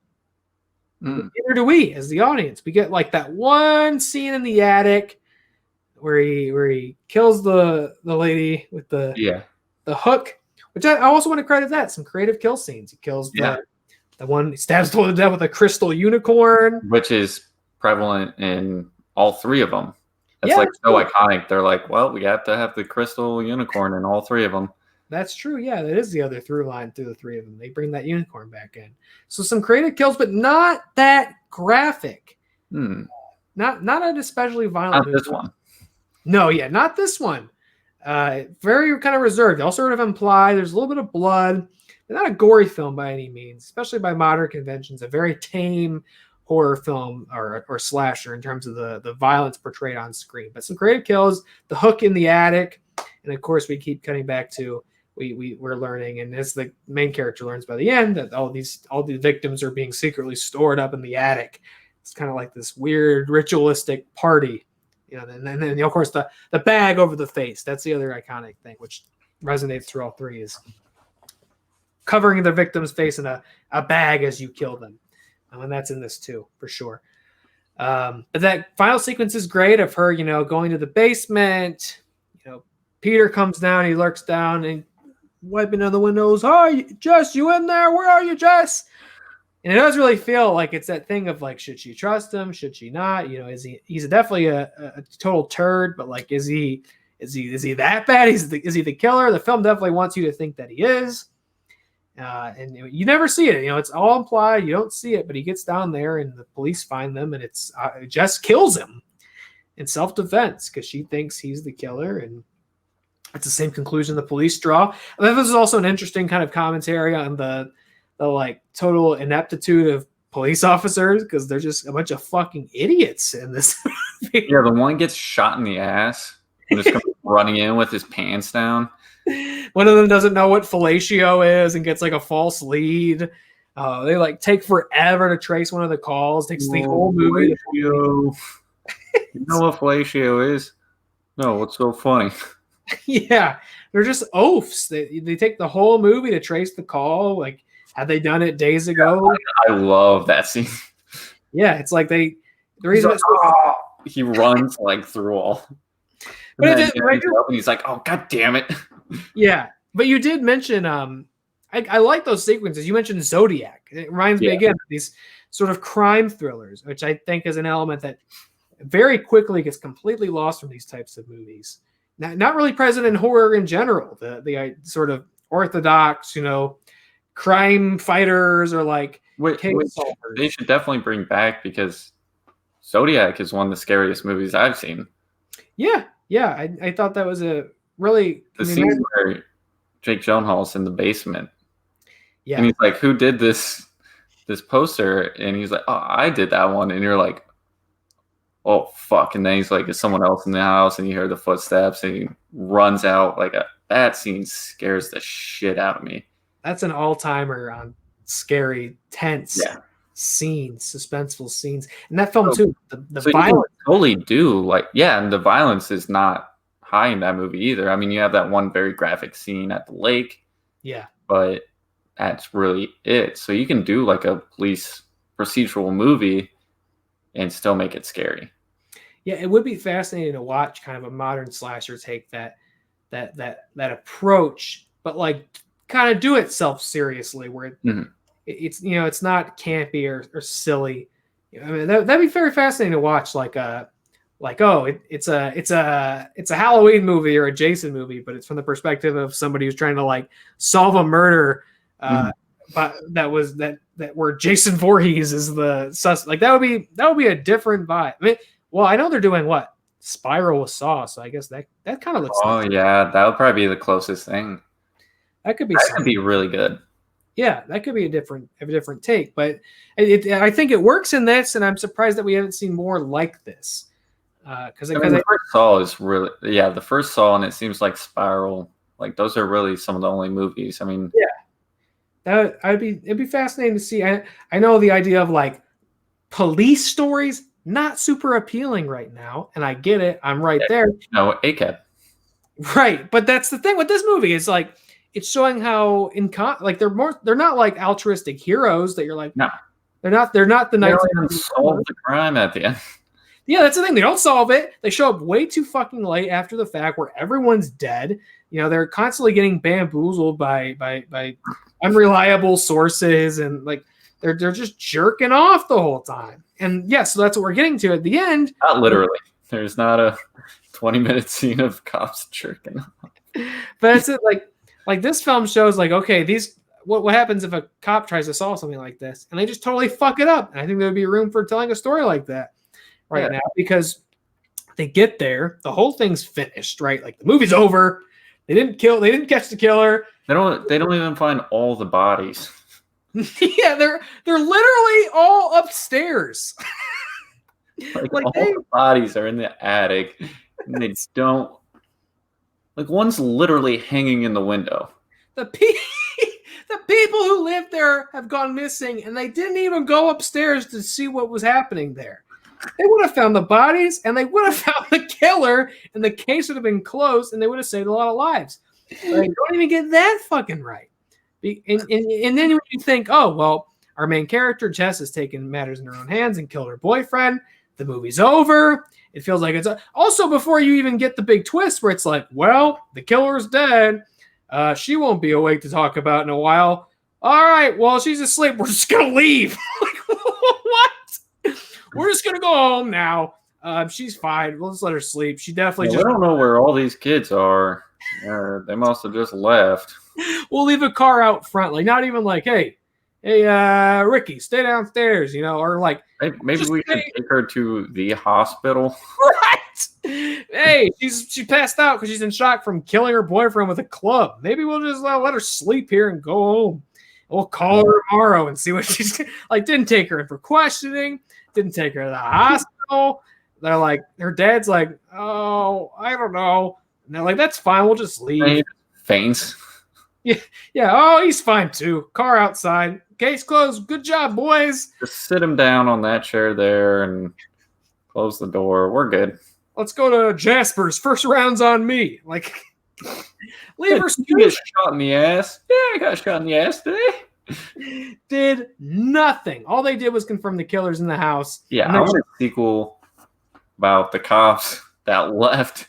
And that's the big thing, right?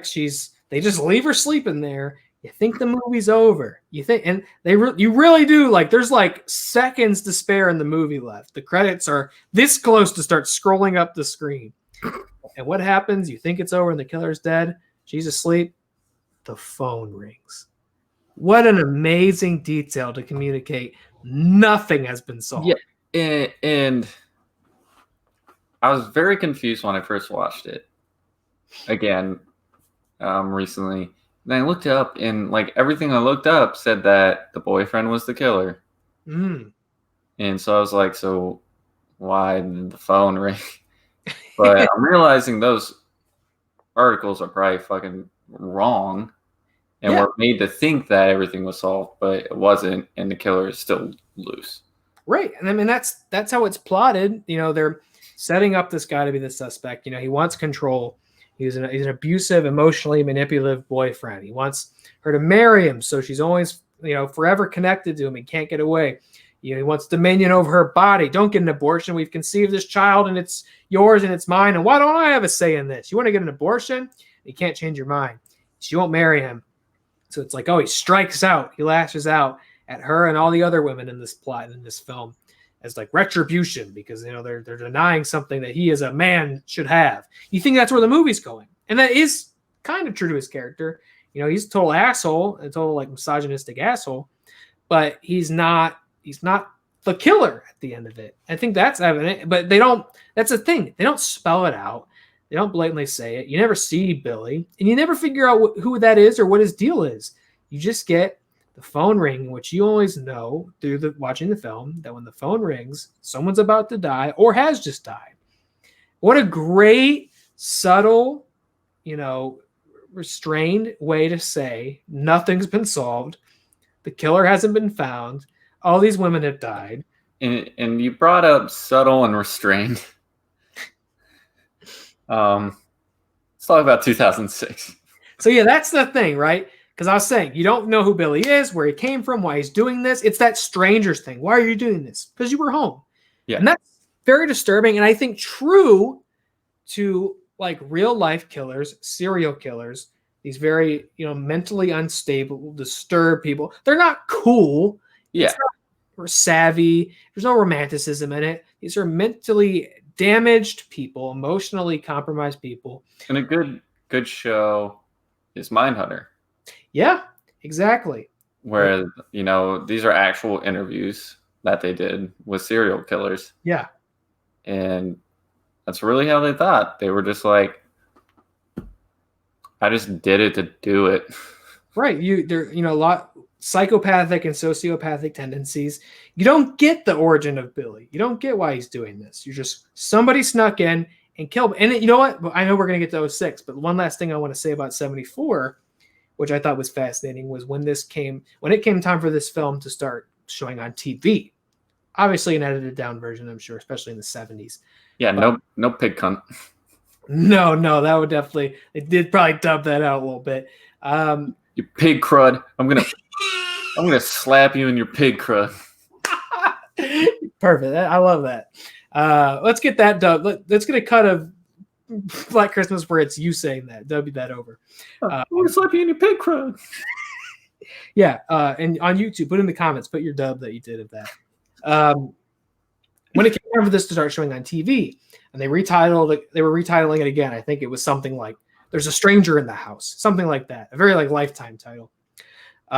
It was immediately protested and I think pulled because at the same time, at least I think it was specifically in Florida, not nationwide, but in Florida, it got pulled and didn't air because just as it was about to air, a very similar crime occurred where somebody snuck into a college sorority, bludgeoned and beat to death several women, raped several women, and killed them.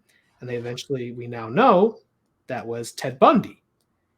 And a very similar crime. So it's like you watch something like this, and it's kind of true to life. There's no reason. There's no grand, rich narrative to explain how we got here. It's just some truly inexplicably evil and upsetting things happen. I think this film reflective of that.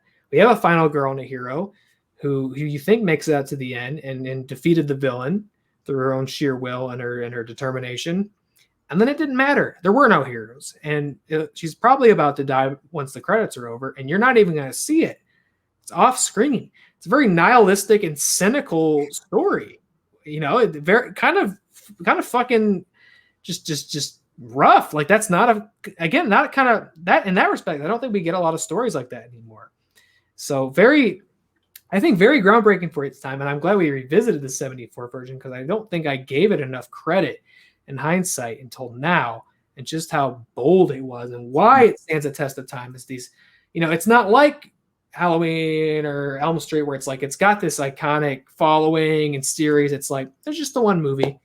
It's been remade a few times. It's just the one movie and that's it. And I think that's very, very respectable. And again, true to how these things would actually happen, where it's not some cool, kooky thing. That said, 2006. Yeah. Which talk throwing a little bit of jaundice. We talk subtlety, okay? This is a subtlety void. 2006. And so this comes out, okay, 2006 version. This is now I don't have a lot of love for a lot of horror films coming out at this time. I think this like mid 2000 era, not a great time for the genre. I love it. Well, when I think of this era, true to what we're talking about, this is where like remakes are running wild, brother. Mm-hmm. There's this. I think of stuff like Hills Have Eyes. I think of stuff like House of Wax. I like the Hills Have Eyes remakes. Do you? I haven't come back to who directed that. Do you remember offhand? Alexander Aja directed the first one, and it rules. Watch it again. It's good. I'll come back to that. He's made some pretty good movies. Yeah, he did Karl. Yeah, Karl rules. I love that. Yeah. Favorite Gator film. What was the other one you mentioned? House of Wax. All the slashers go through. Yeah, I used to love all these movies, and I'll probably watch them again and still enjoy them, just because, like, those are the movies I watched as I was getting into horror. It's a fair point. This is kind of the era where I am getting old enough This to. is one of those movies where, I am getting older and still watch it at too young of an age. I was 12 or 13 when I was watching this, and I literally watched it all the time. Still room to be disturbed, but not in the same respect that you are as a young kid. It's like you're not looking away, but it's like, I shouldn't be watching this, so I'm gonna get every moment in these fucking eyeballs. And you're probably thinking about it later too. It's a lot of horror remakes in this. All the slashers go through it. What else? Like Prom Night. When a Stranger Calls gets remade in here. Like One Missed Call. We have a real fascination with Japanese films. We're remaking Ring and Grudge and Pulse and things like that. I think it's good though. The Japanese remakes, not all, like Ring is good, and I'd say The Grudge is good too. Mm-hmm. I haven't revisited those in a long time. I'm probably due for that, but I always thought it was kind of weird and funny how fascinated Hollywood gets with Japanese horror films for like 2 or 3 years there, where they're like, it's all they're making. Or I feel like it all starts with like Zack Snyder's Dawn of the Dead, which I also like. I think that's a good movie. I think it's probably my favorite movie of his. So that's right. That's kind of what kickstarts it. Yeah, I feel like that's the defining. There's other stuff that comes out in that. I was watching videos about the 2006 one, and it was because around 2000,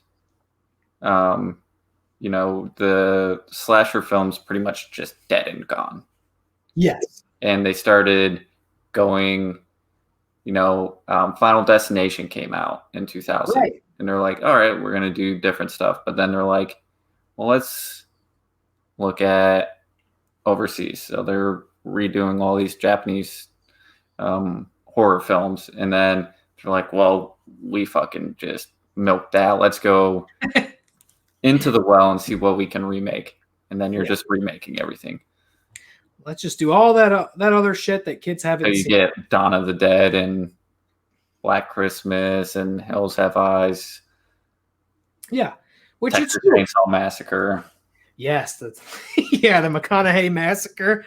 Oh, I love that one. It's true. To be fair, there are some gems in there, but more often than not, I'd say those are a lot of films that people don't revisit often or think back on very fondly. Certainly not held in the same esteem as like the original, which is not distinct to horror. That's how people feel about reboots and remakes and all that. Even now, you read something like reboot or remake and you go, oh boy. Even tonight, Exorcist, I'm like, oh, okay, really? We're doing this? But like it's super rampant coming through the 2004 to like early 2010s. That's really what studios are doing with their horror films. They're just starting over. Oh, Jason went to space. We got to start over now. Next one we start over on Jason. He's in space now. He's doing VR sex and then murders 2 girls. Yeah. Doing Black Christmas, of course, like we said, is an interesting choice, and I guess makes it prime for something like this in that it's just one movie. It's not like the other ones where there's 5 or 6 of them and you got to start all over. It's like there's just one, and you're probably appealing to a lot of younger audience members who don't even know the first one exists, so they think this is the original. I mean, I think probably when this came out, I probably didn't realize that this was a remake. I probably just thought, oh, it's a Christmas horror movie, and I thought that was pretty groundbreaking. I was like, a horror movie during Christmas? What? Who would watch that? Who would talk about that for an entire month on a podcast in 2020? Who would do that? What a weird idea. 2006, Black Christmas comes out. This one is directed by what's his name? Glenn Morgan.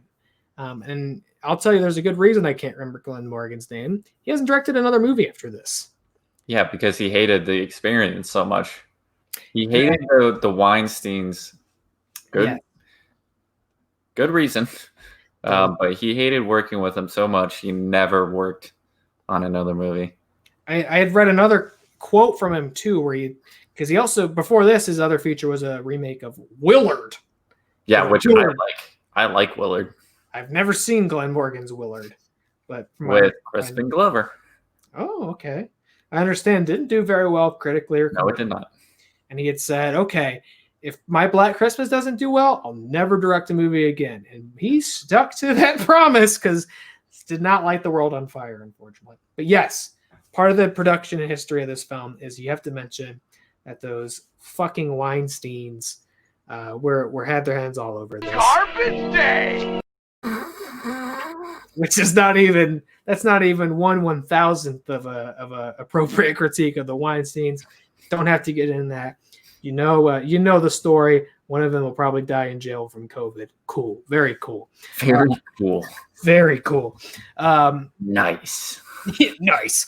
This so if the first film is like this amazing example of a subtle horror film, this couldn't be on the further end of the spectrum. Like this is all the subtlety, ambiguity is just shat out and thrown out the window at full speed. Yeah. They throw in jaundice. I want to get back to that. You like the jaundice? It's just so interesting. What? I couldn't find. Did they fuck up the lighting so much where they were like, this baby looks green? Man, give him jaundice. My man looks like a Simpson in this film. You know what I mean? So the 2006 version of Black Christmas, we were just talking about 74. Bob Clark, the man behind the original screenplay, doesn't include any backstory for Billy. None of that. It's just some scary man in the night coming to kill people. This film's like, no, I think the first 5 minutes are going to tell you everything about Billy. Yeah, I think Billy had jaundice. This crazy jaundiced man. He killed our family on Christmas. And now he's in the asylum. His inbred daughter, sister. Yeah, you get a lot of backstory and pathos to Billy and Agnes in this film, which I guess is all original. I don't know if Bob Clark Bob Clark literally was like, this is what I was thinking. Okay, because he's an executive. This is straight from Bob Clark. Fair enough, because we were just talking about the thing he said with Carpenter. He's like, this is what the movie would be. That's kind of what this movie is. Yeah, and they got it from him. He told them the same thing. Oh. That like gave him like not like the whole thing, but like this is, this would be Billy and Agnes's relationship. This would be his relationship with his mother. And then they took a lot from Ed Kemper. Yeah. They took a lot from him and his murders and being like locked in the basement by his mother. And then he ended up killing his mother. So they took a lot from that and just mashed it together. Yeah. I do not love this movie. What is kind of your general take on this version? It's not good, but it's a guilty pleasure. Yeah. It's like a story in a film doesn't always have to be subtle or ambiguous. By no means is that like, but God, this just gives everything up. It's just no room for interpretation in this, which I think is part of what makes the first one fascinating. You don't think there's any like deeper meaning to Billy having jaundice?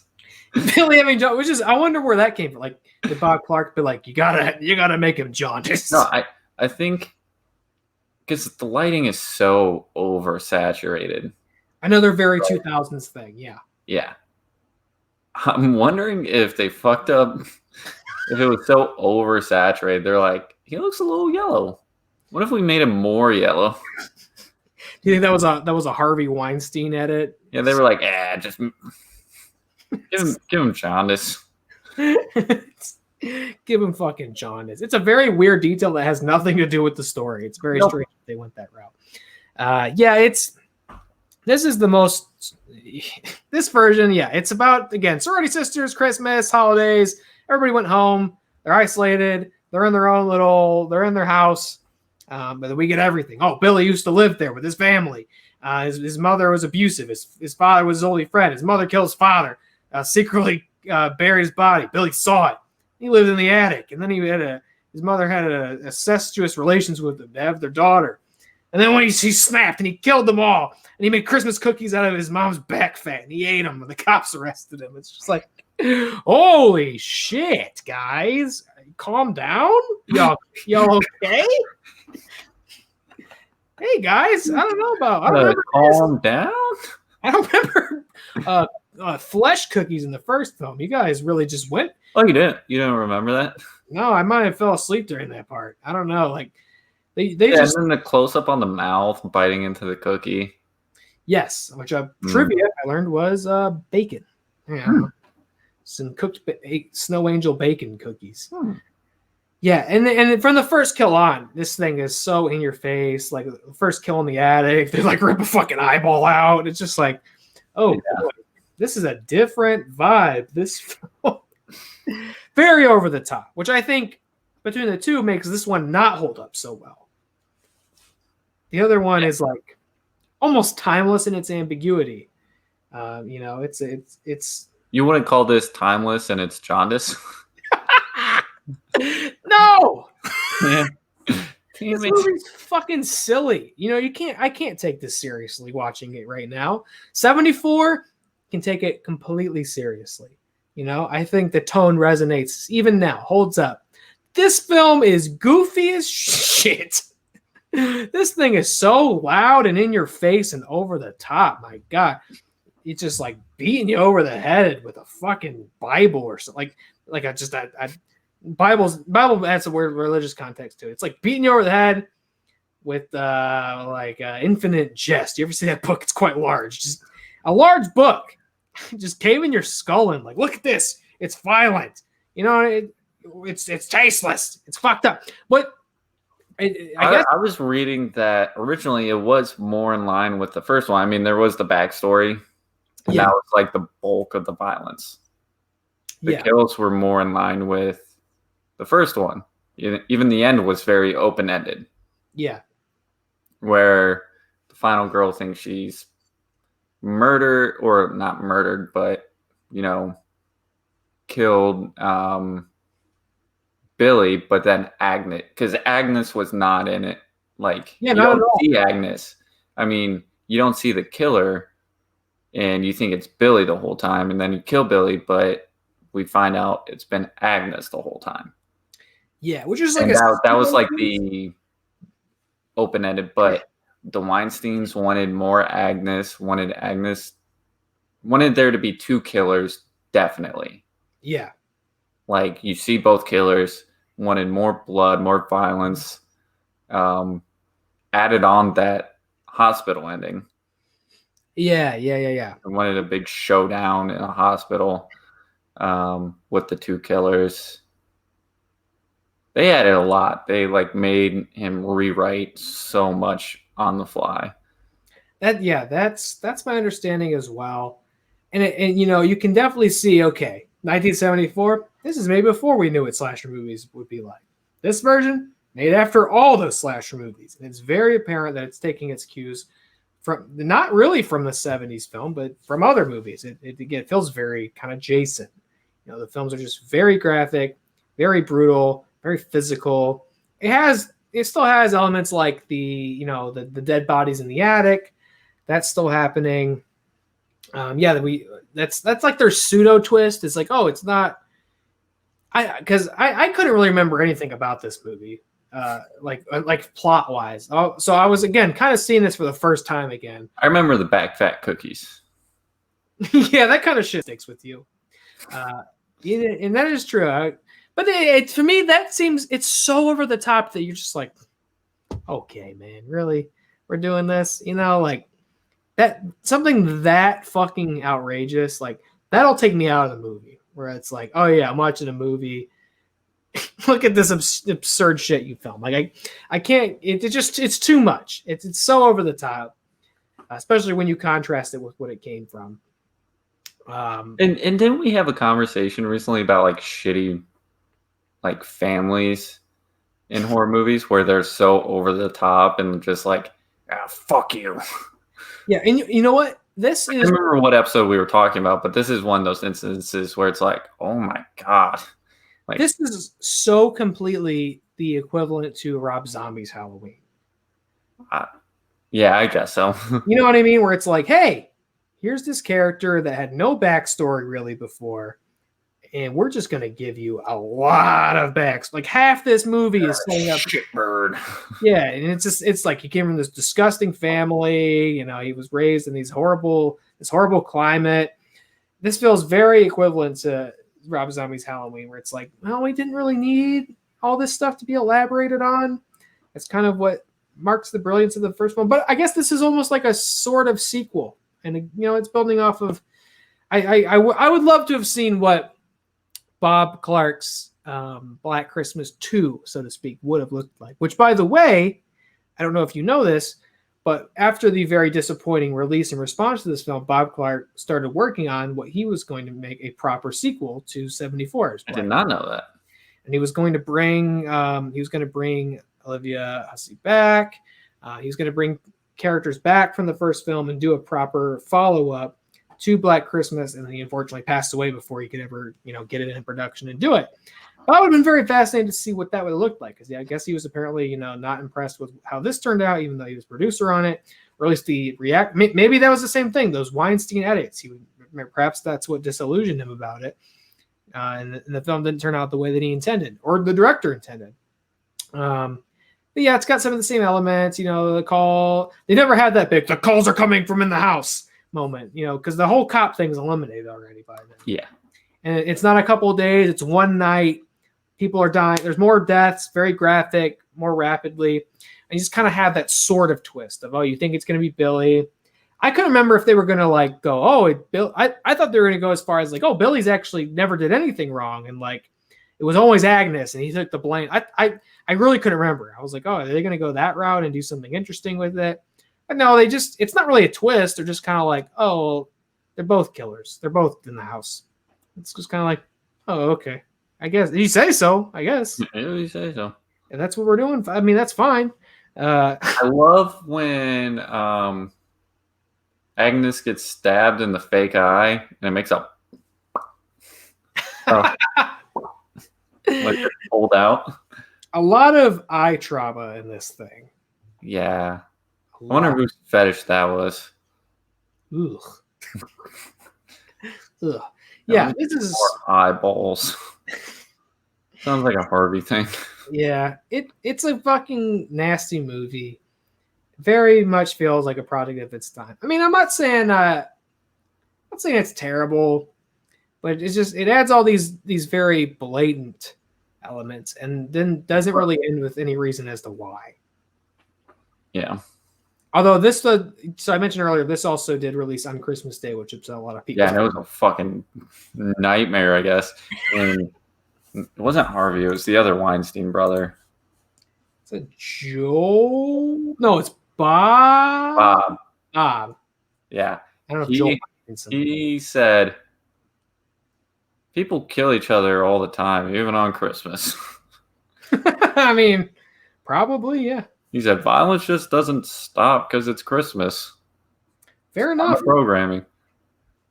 And I was fair argument. Fair enough, yeah. I mean, shit doesn't stop being awful just because it's Christmas, which is... I mean, take a look. Sometimes it's even worse.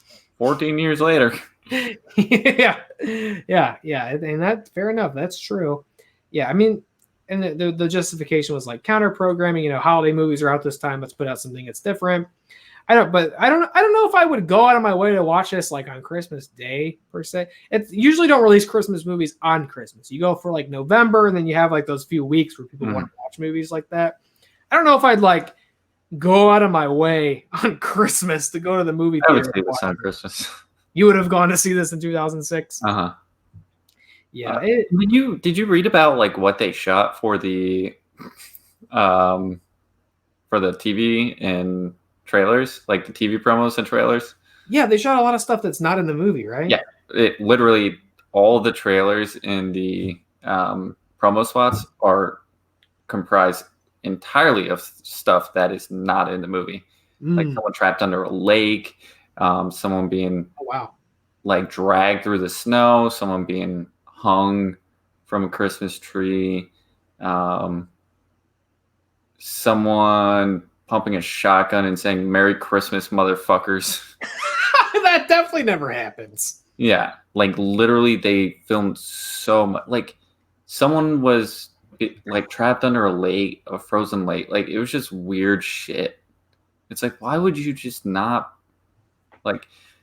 I remember when my mom was the manager at a family video, and like the whole thing was like the Weinstein company like pulled movies from the shelves, wasn't giving like rental stores their movies and stuff, and like the whole thing was, and then they were doing stuff like this, and they were like the whole thing with and like the trades and stuff was the Weinstein company is ruining movies. Yeah. And that was like all everybody wanted to talk about, and I was like, I don't get it. And then now I'm like, I get it. That like it's so baffling why they would do that. I mean, I want to say it's like pre-internet, which it's not. Obviously, the internet was very prevalent, but when I think of like what the internet is now and how like movie culture collects on the internet and how like, there's whole websites and things devoted to movie journalism, and there's Twitter and social media and YouTube, you could never get away with that. Like people would be so upset and unreceptive, and there'd be so much backlash if you shut up that, because that does happen. Yeah, look at Mother. Like it's framed in such a way, and then you see it, and it gets an F cinema score.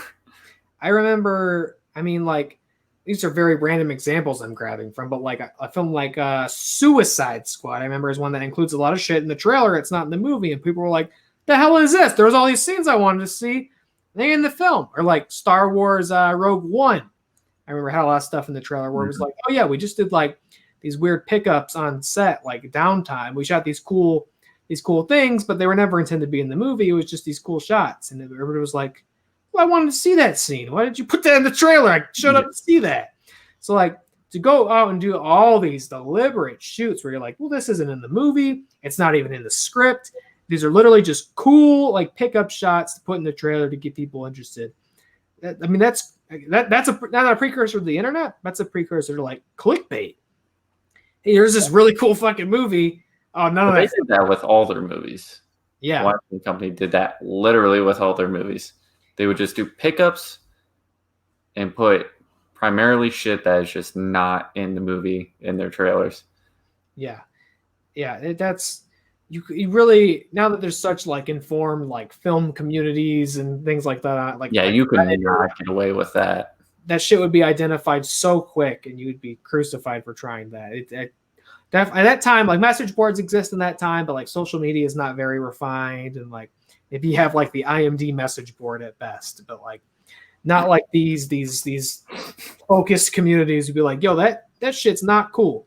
Now, yeah, you get flayed for that, and probably rightfully so. That's not cool to sell people a different movie and have no intention of having those scenes in the film. That's a very dishonest and by far not the worst thing on the Weinstein rap sheet.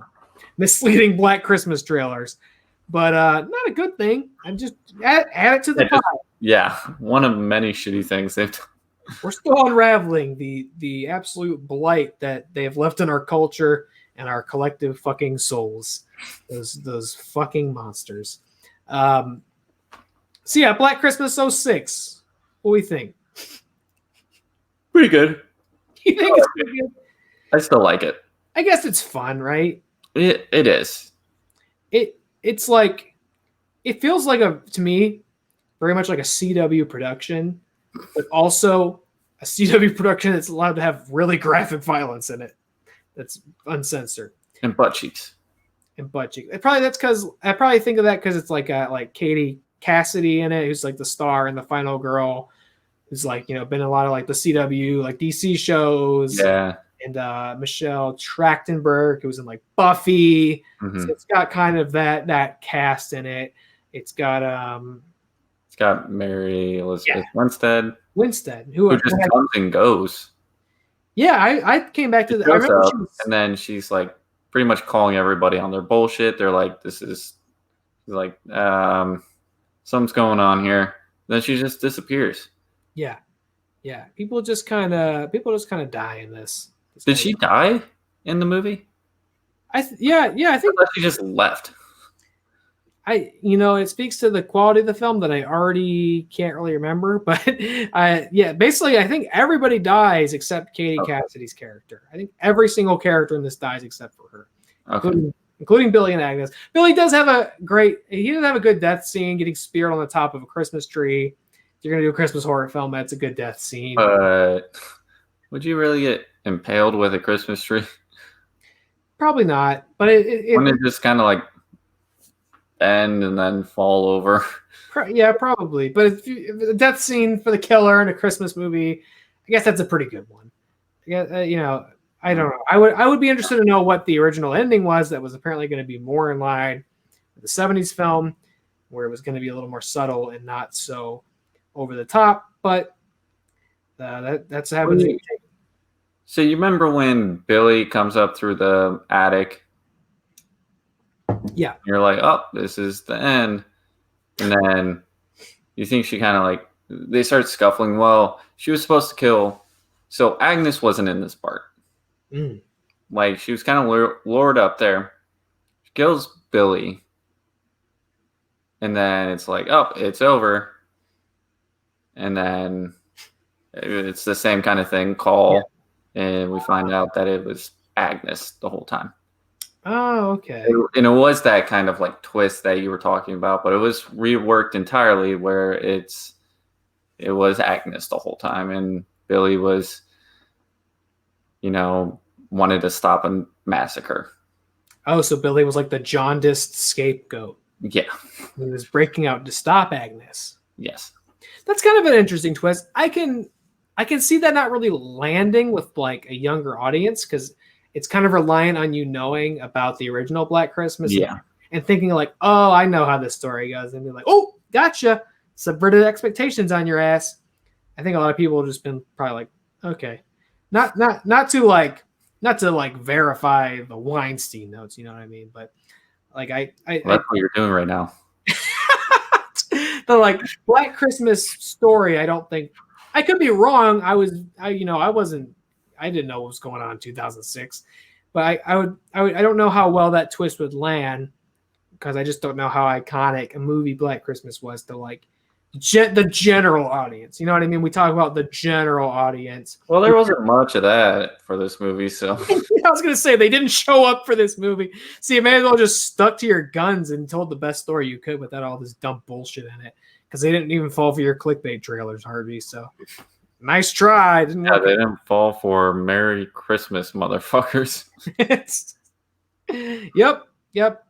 Just a bunch of dumb fucking ideas. So yeah, I don't know. This is a very gross, yucky, just a silly mid-2000s horror movie. Which is a dear spot in my heart. Yeah, very much a product of its time. And very different from the 70s, which is very much not a silly movie. Moving on to a much simpler time.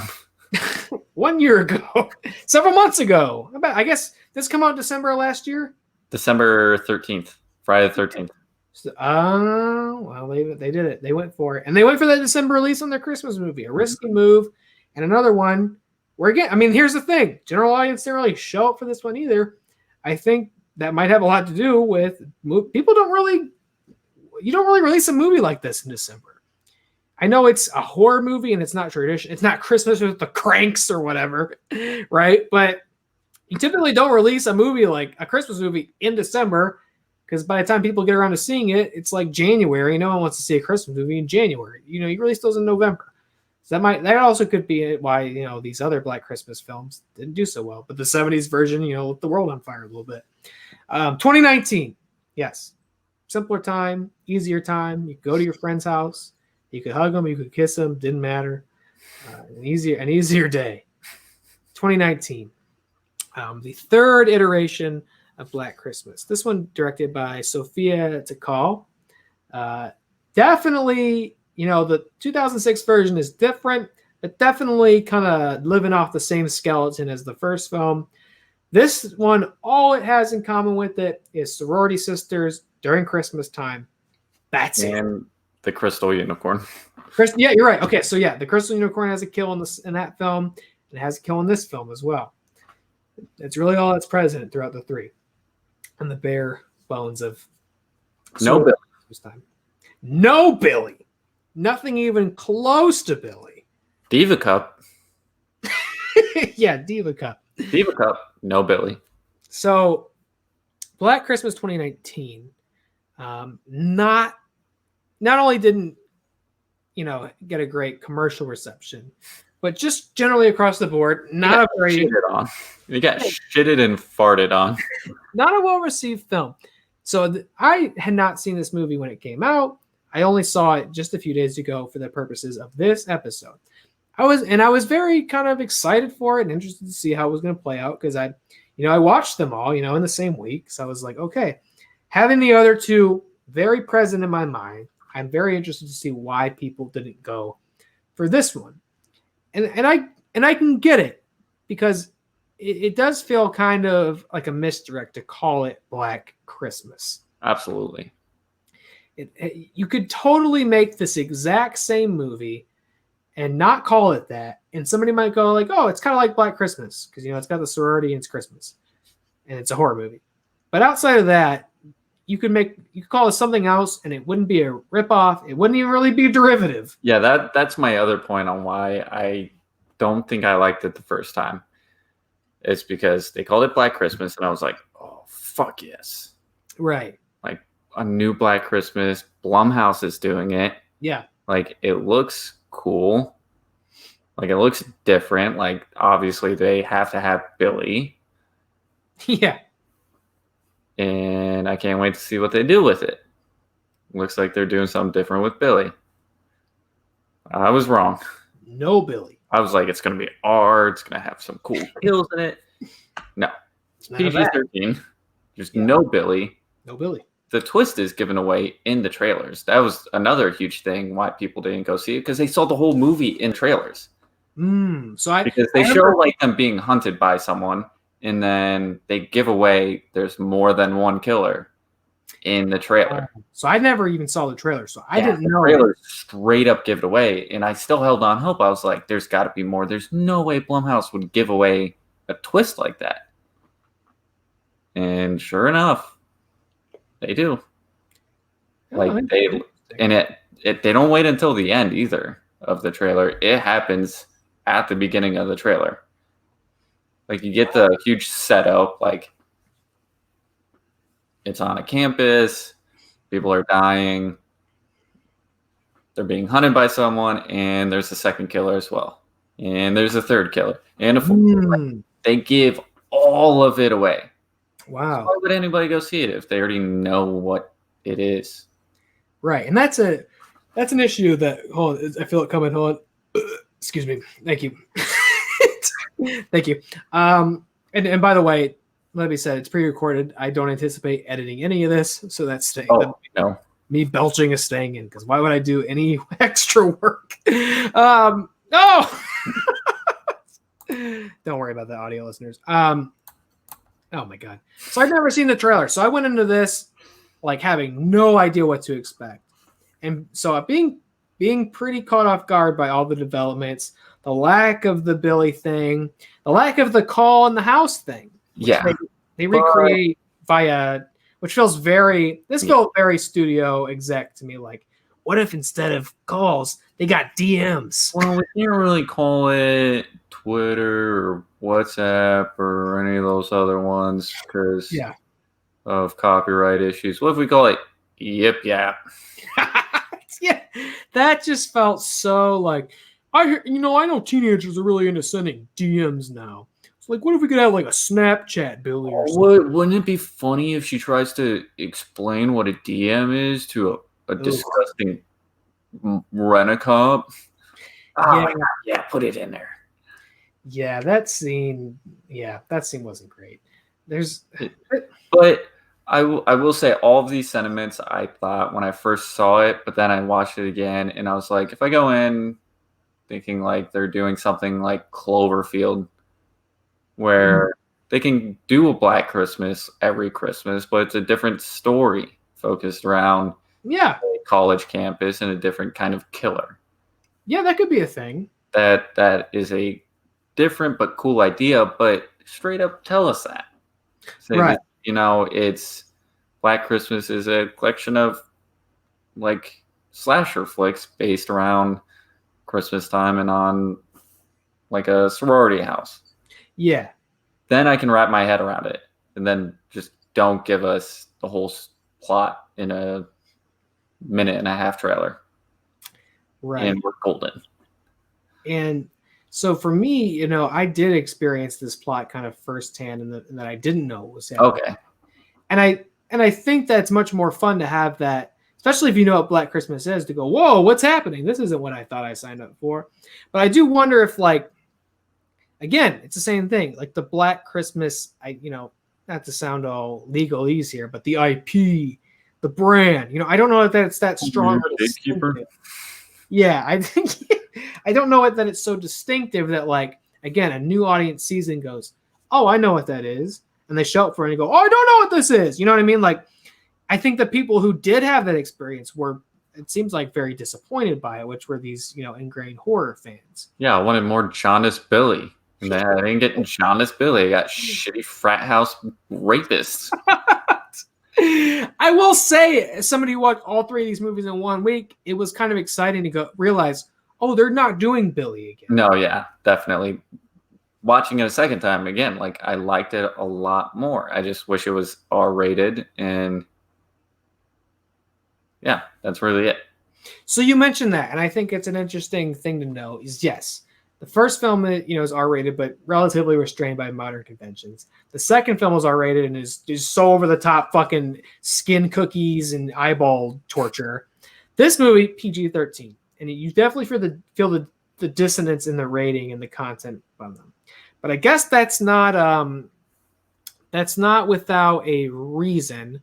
Oh, because I'd seen that the director, Sophia Takal, her intention with this was she wanted to make a movie that young female audiences could find as sort of an entry point into horror, who didn't have great access to that before, who could go to a theater, that was a novel idea, going to the theater, who could go to the theater and watch this without issue and experience, this was a film that was made for that audience, for young women who are interested in horror, who hadn't really engaged with it a lot and couldn't find an entry point. That's what this film was meant to be. Well, that makes sense then.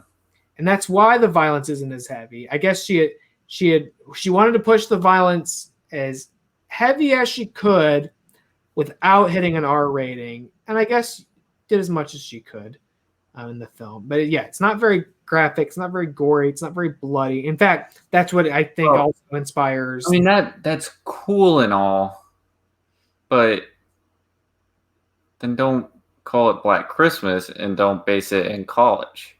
It's a college movie. I don't think a 12-year-old is going to go, or a 13-year-old is going to go see a movie about college murders.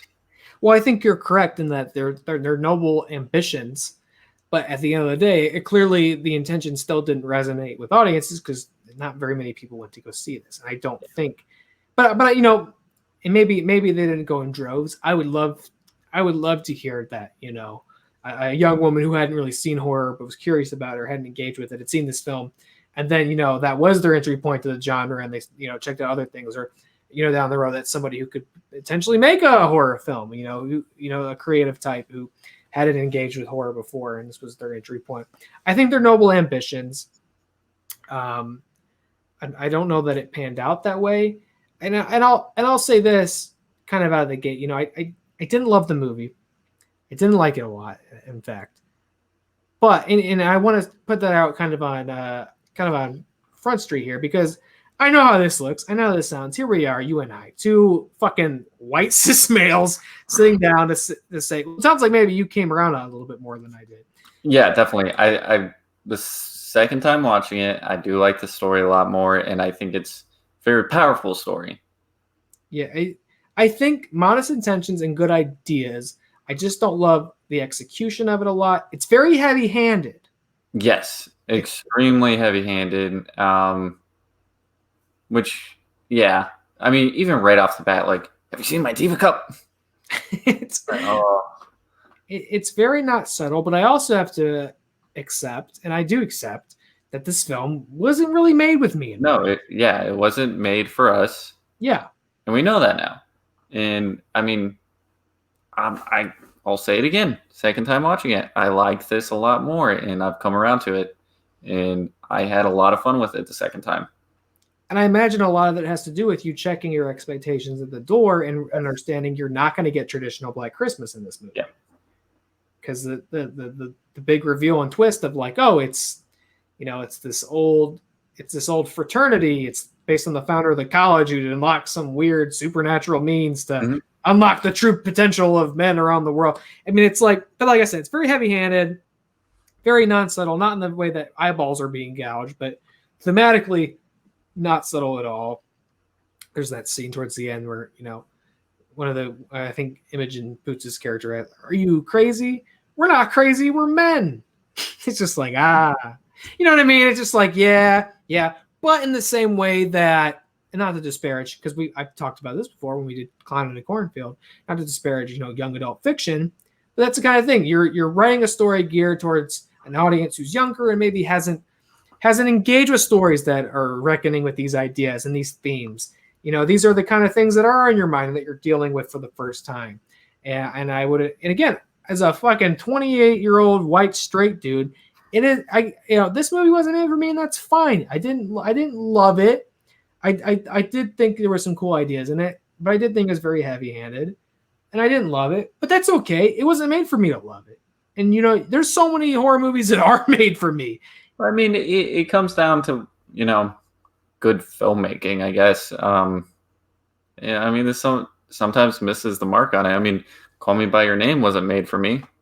I fucking love that movie. Yeah.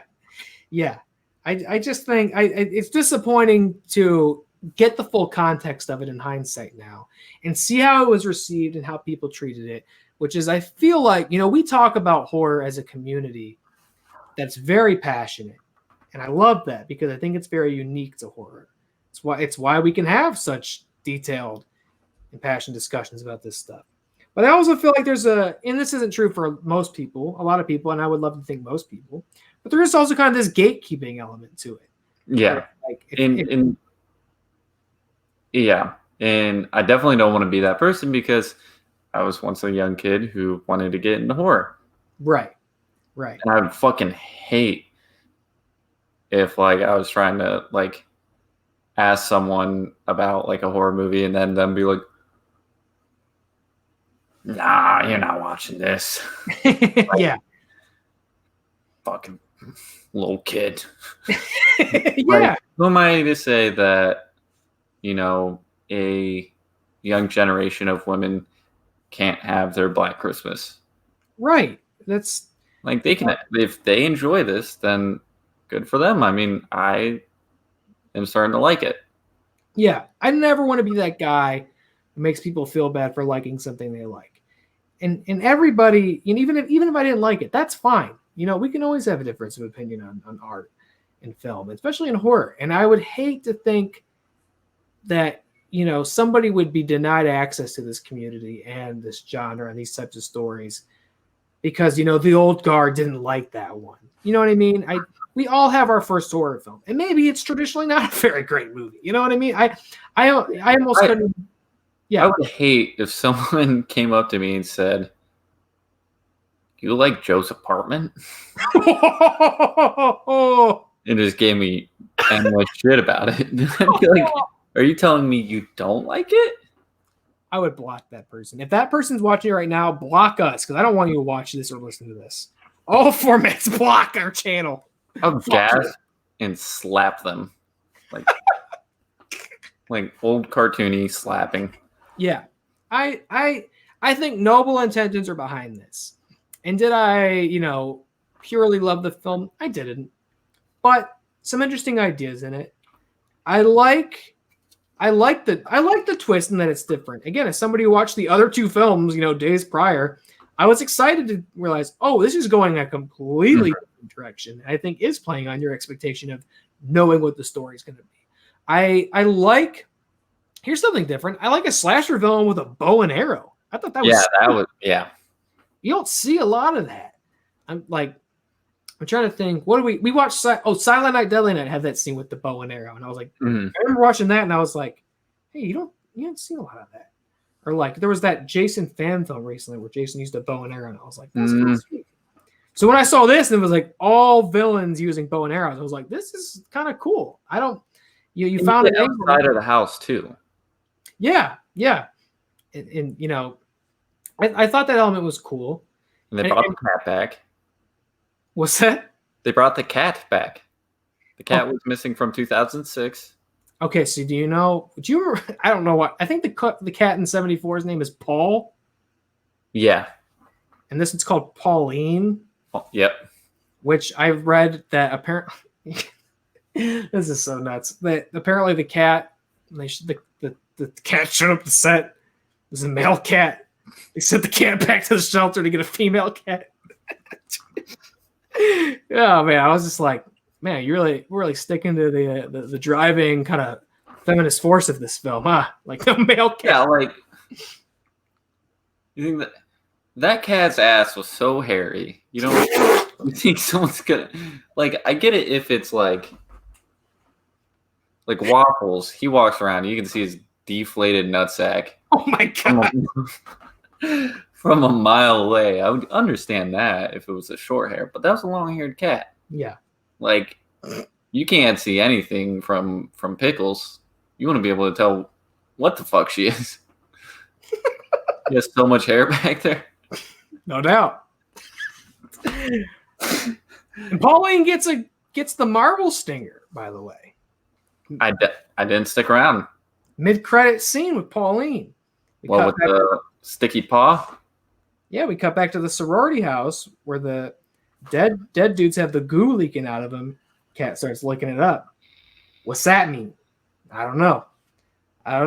This is a Jason Blum joint in a Kevin Feige production. You okay? I don't know that we're gonna get Black Christmas too.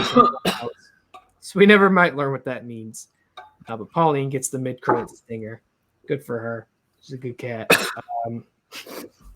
And then also, again, PG-13 ratings. What do? The blood becomes weird black goo. Yeah. But that scene was exciting for me when they go, this isn't blood. and they're like figuring it out and pulling the mask off. I was kind of enthralled. I was like, what the fuck is going on? Because this is not the Black Christmas that I know that I just watched yesterday. This is something else. So it was kind of thrilling to go, okay, we're going in a weird supernatural direction. And they don't really explain it. They're like, I don't know, the founder of the college made some super goo that turns you into an asshole. He was into dark magic, dark arts, found a way to like pretty much materialize his soul, and then there was a petition to remove the bust of him. Yes. And they put it in the frat house, and someone knocked it over, and the soul of the founder, the goop, the goopy soul of the founder of the college was oozing out, and his whole plan was to create an army, like split his soul up into an army of men and take over the world. Yeah, create some weird hive mind amongst the fraternity, or you're under their control. Absolutely shit it on. Yeah, the director had said that like the goop was like a literal representation of toxic masculinity when it gets into your system and corrupts the modern male and turns him into an irredeemable shithead, corrupting society. Again, like I said, heavy-handed, very literal script. This is not again, contrast to the 74 film. Not a lot of room for subtlety or interpretation in this. Not in the way that the 06 film, where it's just like, look how fucking violent this is. You're eating cookies made out of your mom. This one, it's like thematically not very subtle.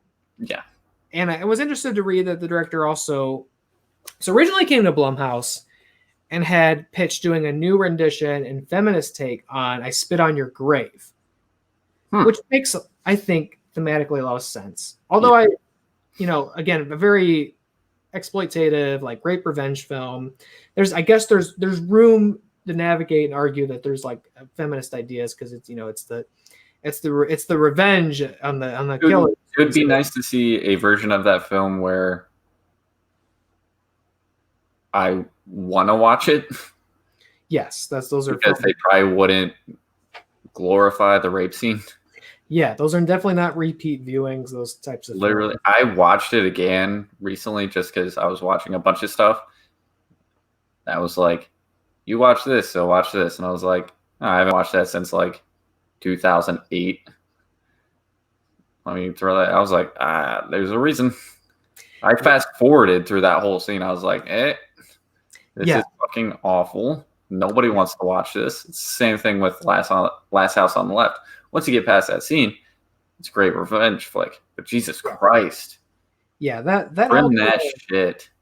That's whole, we talk about subgenres. That even the idea, the rape revenge film, it's Revenge, the movie on Shudder, does a good, like, you don't see any of that. Right, yeah. It's very cognizant of that. It's alluded to, and then it's the revenge. Yeah. Irreversible, another one I think about where it's like, you see it one time and it's like, you would never want to connect with that film again. You know what I mean? It's just very fucking harrowing. And a lot of times, those films are not cognizant of the subject material that they're dealing with. So her idea was to do I Spit on Your Grave, some sort of new modern take on that. Didn't pan out. They went Black Christmas instead, and part of in that the director had felt that the original was sort of a misogynist film. And I wish there was more clarification on that, because I don't immediately get that read. No, if anything, I think it's more of a feminist film, the first one. Because the woman wanting to get an abortion, you're rooting for. Right. And the guy who's like, no, you're going to marry me and you're not going to get an abortion, is clearly defined as the piece of shit in the movie. Yeah. And he dies. Yeah. It's a woman. I don't see how that would, maybe I'm just fucking dumb, but yeah, I don't see how that would be a clearly misogynistic film. I don't know. It's a woman fighting for her life as well as her own independence and agency in the plot. The only thing I can think, perhaps, and this becomes sort of the standard for slashers going forward, but it is about young woman being senselessly hunted down and murdered. I guess you could. I mean, that's in this movie too. It is in this movie too. I don't know if maybe the ending is upsetting and that, you have this hero who then is just implied to be murdered off screen. I don't know, but I wish there was more information about that. I couldn't find it, but she had felt there was some sort of misogynist, undertones or message in the original film and wanted to do a reiteration of that as a modern feminist take. And again, like I said before, I don't want this to feel like two white guys sit down and they don't fucking get the feminist movie. I totally get how that looks and sounds, and I'm submitting that there are things that this movie didn't do it for me, and that's okay because this movie wasn't made for me. It was made for a modern young female audience, and I think it's kind of shameful that this movie was so lambasted. Now understanding that, because it's a bunch of kind of gatekeeping horror fans who said it wasn't valid or didn't count. This was a Black Christmas, and I'm like, I don't know. Did you see the 2006 Black Christmas is? Right. What is Black Christmas? It's one film that's been done 2 other times. The 2006 version was fucking bonkers. Okay, like that's not in it. Yeah, that's not, to me. That's not any more respectful to the source material than this is. Like, that's it.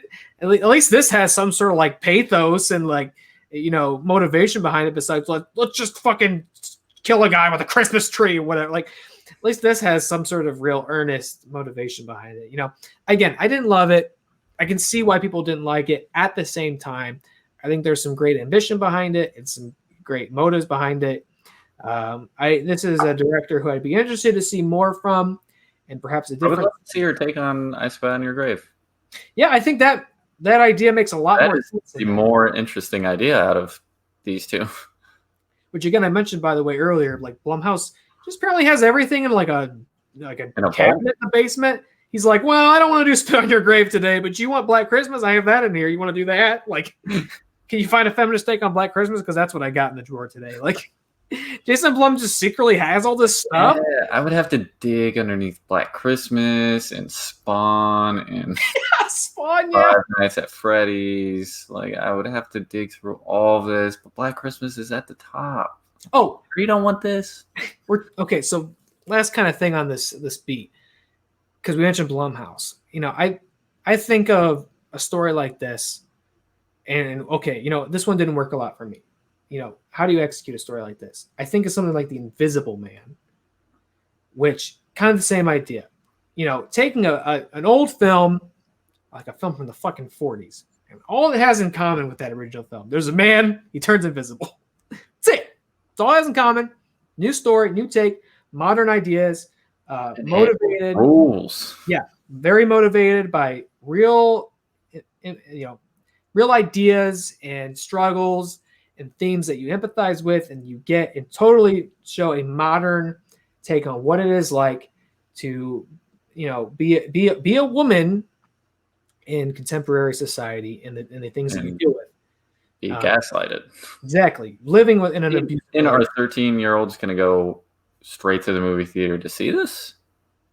Probably not, but they could. Maybe not. And that's a fair point. They could see this and still understand the implications of what it's trying to say. Yeah. And they could have done that with Black Christmas. And hey, granted, once again, that's a film written and directed by a man. Yeah. So at the same time, I want to also credit this film for having a different take, a different going so far to be, so feminist to say, nope, not doing a male cat. That's right. That's right. Credit to them, honestly. Like, understanding what you're not trying to joke around. Like, that's dedication. Yeah. So it was interesting to come to this with the full context of all the films and really kind of see it as it was meant to be seen. I like some of the decisions in it. Some of the other things, some scenes just kind of stick out like a sore thumb to me. But I think noble ambitions behind the film. I'm glad it got made. I'm interested in what this director does next. I will say I wish it was more. I wish it relished more on the like long takes that are sprinkled in, like when the one girl is like strangled from behind, and like pulled into the room. And like it just settles on that scene, and then the cat walks up. Like scenes like that show promise. And then when they're looking for that girl, and then it just like goes outside, and then it's just like a long shot there. Like those scenes are very promising, and then it gets kind of CW-ish. Sure, a little bit. And I did like again, it's not abundant, but they did bring back the bag over the face thing, but this time it's to incapacitate one of the killers. I was just like, it's that DiCaprio pointing thing where you go, oh, there it is. Is the plastic bag over the face, the hallmark of this series, along with the crystal unicorn death scene. So yeah, it's still inspired. It's got some of the same, distinctive elements that Black Christmas fans would go, hey, there's that. But also telling a new contemporary story that audiences that don't know what the fuck Black Christmas is, which I do think is most people outside of horror. I think horror people know what Black Christmas is. Non-horror people probably have no idea. Maybe they remember the 2006 movie. They probably don't even know it was a remake. So I don't think it's such sacred text that you can't go a different route with it. At the same time, it doesn't have a lot in common with Black Christmas. And to that end, I don't know that the brand of it is so strong that you needed to call it that to sell the film. Maybe you even could have marketed it better under a different title that is more appealing to a contemporary audience. I don't know. I don't get paid for this shit. I just talk about it on a podcast. So I don't know. Nobody's asking for my advice on it. I think that wraps it up. I think that wraps it up. I guess in conclusion, we've obviously gone through this saga of these 3 films. So I would pose 2 questions to you. One being, what is your favorite rendition of the story? And 2, do you think there should be a 4th one eventually? Yes, I feel like they should do these every few years. Mm-hmm. So definitely that. And I don't know. I like each one in a different way. Yeah. For straight up just being a great horror film, the first one. For sentimental reasons, I like the second one. And for doing something bold and different and important, I would say I like the third one for that reason. Yeah, I it's encouraging to see somebody else kind of take the lead and go somewhere else with it. It shows the potential to continue telling the story. Because I agree. Prior to this film, I probably wouldn't have thought of Black Christmas as something we needed to do every couple years. But because they made this film, and I understand it didn't do either, commercially, critically well, whichever. I understand it didn't do the results that they wanted. But I thought you kind of hit on a cool idea of like, hey, let's tell this story, a holiday slasher with a familiar element of like, it's a sorority, or the familiar setup, and then go a different way with it each time. Yeah. That could be kind of, building that anthology vibe, but having that distinctive, the Christmas slasher movie's coming out. I think there's potential in that too. I agree. The 70s is my favorite one. All 3 of them are doing drastically different things, which is interesting too. I can't really think of anything else like that, where it's like there are no sequels. There's just a new version every time, and they're all very different in different ways. I like the 70s one the most. And I think its brilliance comes across in its subtlety, which was not true probably for a lot of people in the 70s. But looking back, I think it's quite ahead of its time. And I think genuinely still scary, especially those phone call scenes. And I think the ending is still very upsetting, and because of how kind of true to life it feels, where it's like, hey, sometimes the bad guy doesn't get caught. Or if he does, it's too late once he has. People are dead. And there's nothing romantic about it. There's nothing cool about it. These are genuinely disturbed people who've done horrible things, and innocent people have been hurt because of them. That's maybe not a fun kind of movie to watch. But hey, for your Christmas counter programming, if you were like us and wanted to watch these weird horror Christmas films, this is it. This is the esteemed benchmark that this whole idea and genre is birthed from. So the 70s one is definitely my favorite. But it's been a cool experience to watch all 3 within a week and see how different filmmakers in different eras of filmmaking take this story and run with it. So I would agree. I look forward to seeing what number 4 looks like, and perhaps we'll even still be podcasting in that time. and we'll get to come back and take another bite of the Black Christmas apple. It's been fun. Good to talk about these films. Yeah. And not the end of our shows for December, but the end of our movie marathon discussion. Because next week, here it is. Secret Santa, Andrew Schaefer, our book club, end of the month. And we said it last week, I'll say it again, the end of our book club for the foreseeable future. Going into 2021, as we had to, we're doing that new format in 2021. The book club will come back eventually. No promises when, but I've had a lot of fun doing book club. And I'm a little sad to see it go.